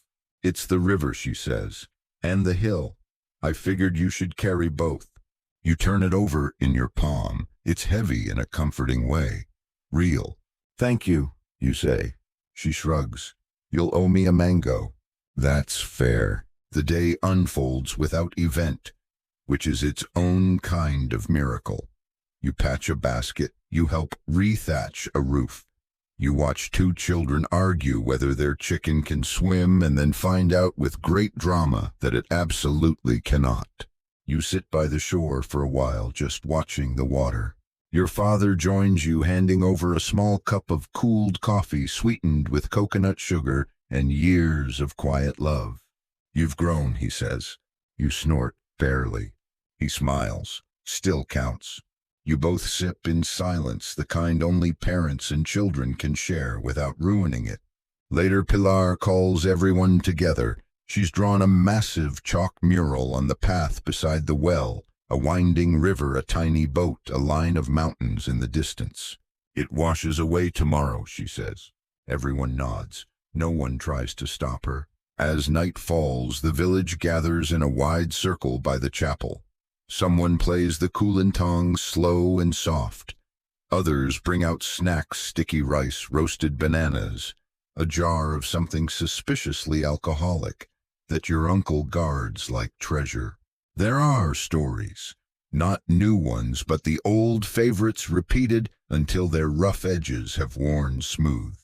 You tell one too, the one about the time you got chased by a goat and dropped an entire basket of fish. The goat won. Everyone laughs. The stars come out one by one like they're being carefully lit by hand. You lie back on the mat, eyes tracing constellations, no friar ever named, no scholar ever mapped. You decide they don't need names. You know what they are. Eventually, the crowd thins, the snacks disappear, the laughter dims, and you find yourself alone again with the sky. You lie beneath your mosquito net one last time. The night wraps around your hut like a blanket stitched from lullabies and sea air. Outside, the frogs have resumed their chorus. The soft creaking of palm leaves keeps time, and somewhere in the distance a sleepy dog mutters in its dreams. The air is warm, but the breeze slides gently across your face, carrying with it the scent of salt smoke and something sweet, maybe roasted banana, maybe just memory. Your muscles soften into the mat, your eyelids grow heavy. You remember the cool splash of river water, the rustle of dried leaves in your satchel, the way the morning sun painted streaks across the sea like brushstrokes only you could see. You think of Pilar's stone in your hand, still warm. You think of Commander, of Frog Song, of the laughter of a village that never once apologized for its joy. Outside, the world fades into a rhythm so slow, so familiar, it almost disappears. The crickets sing in harmony. The waves far off whisper lullabies to the boats. And in this moment, in this breath, you belong entirely to the stillness. No more fish to clean. No more nets to untangle. No more saints to carry. Just your breath, your heartbeat, and the gentle hush of a village that has tucked itself in for the night. You close your eyes. The sea holds you. The stars keep watch. And the morning will wait. Sleep now. You are home. End of script. Sweet dreams.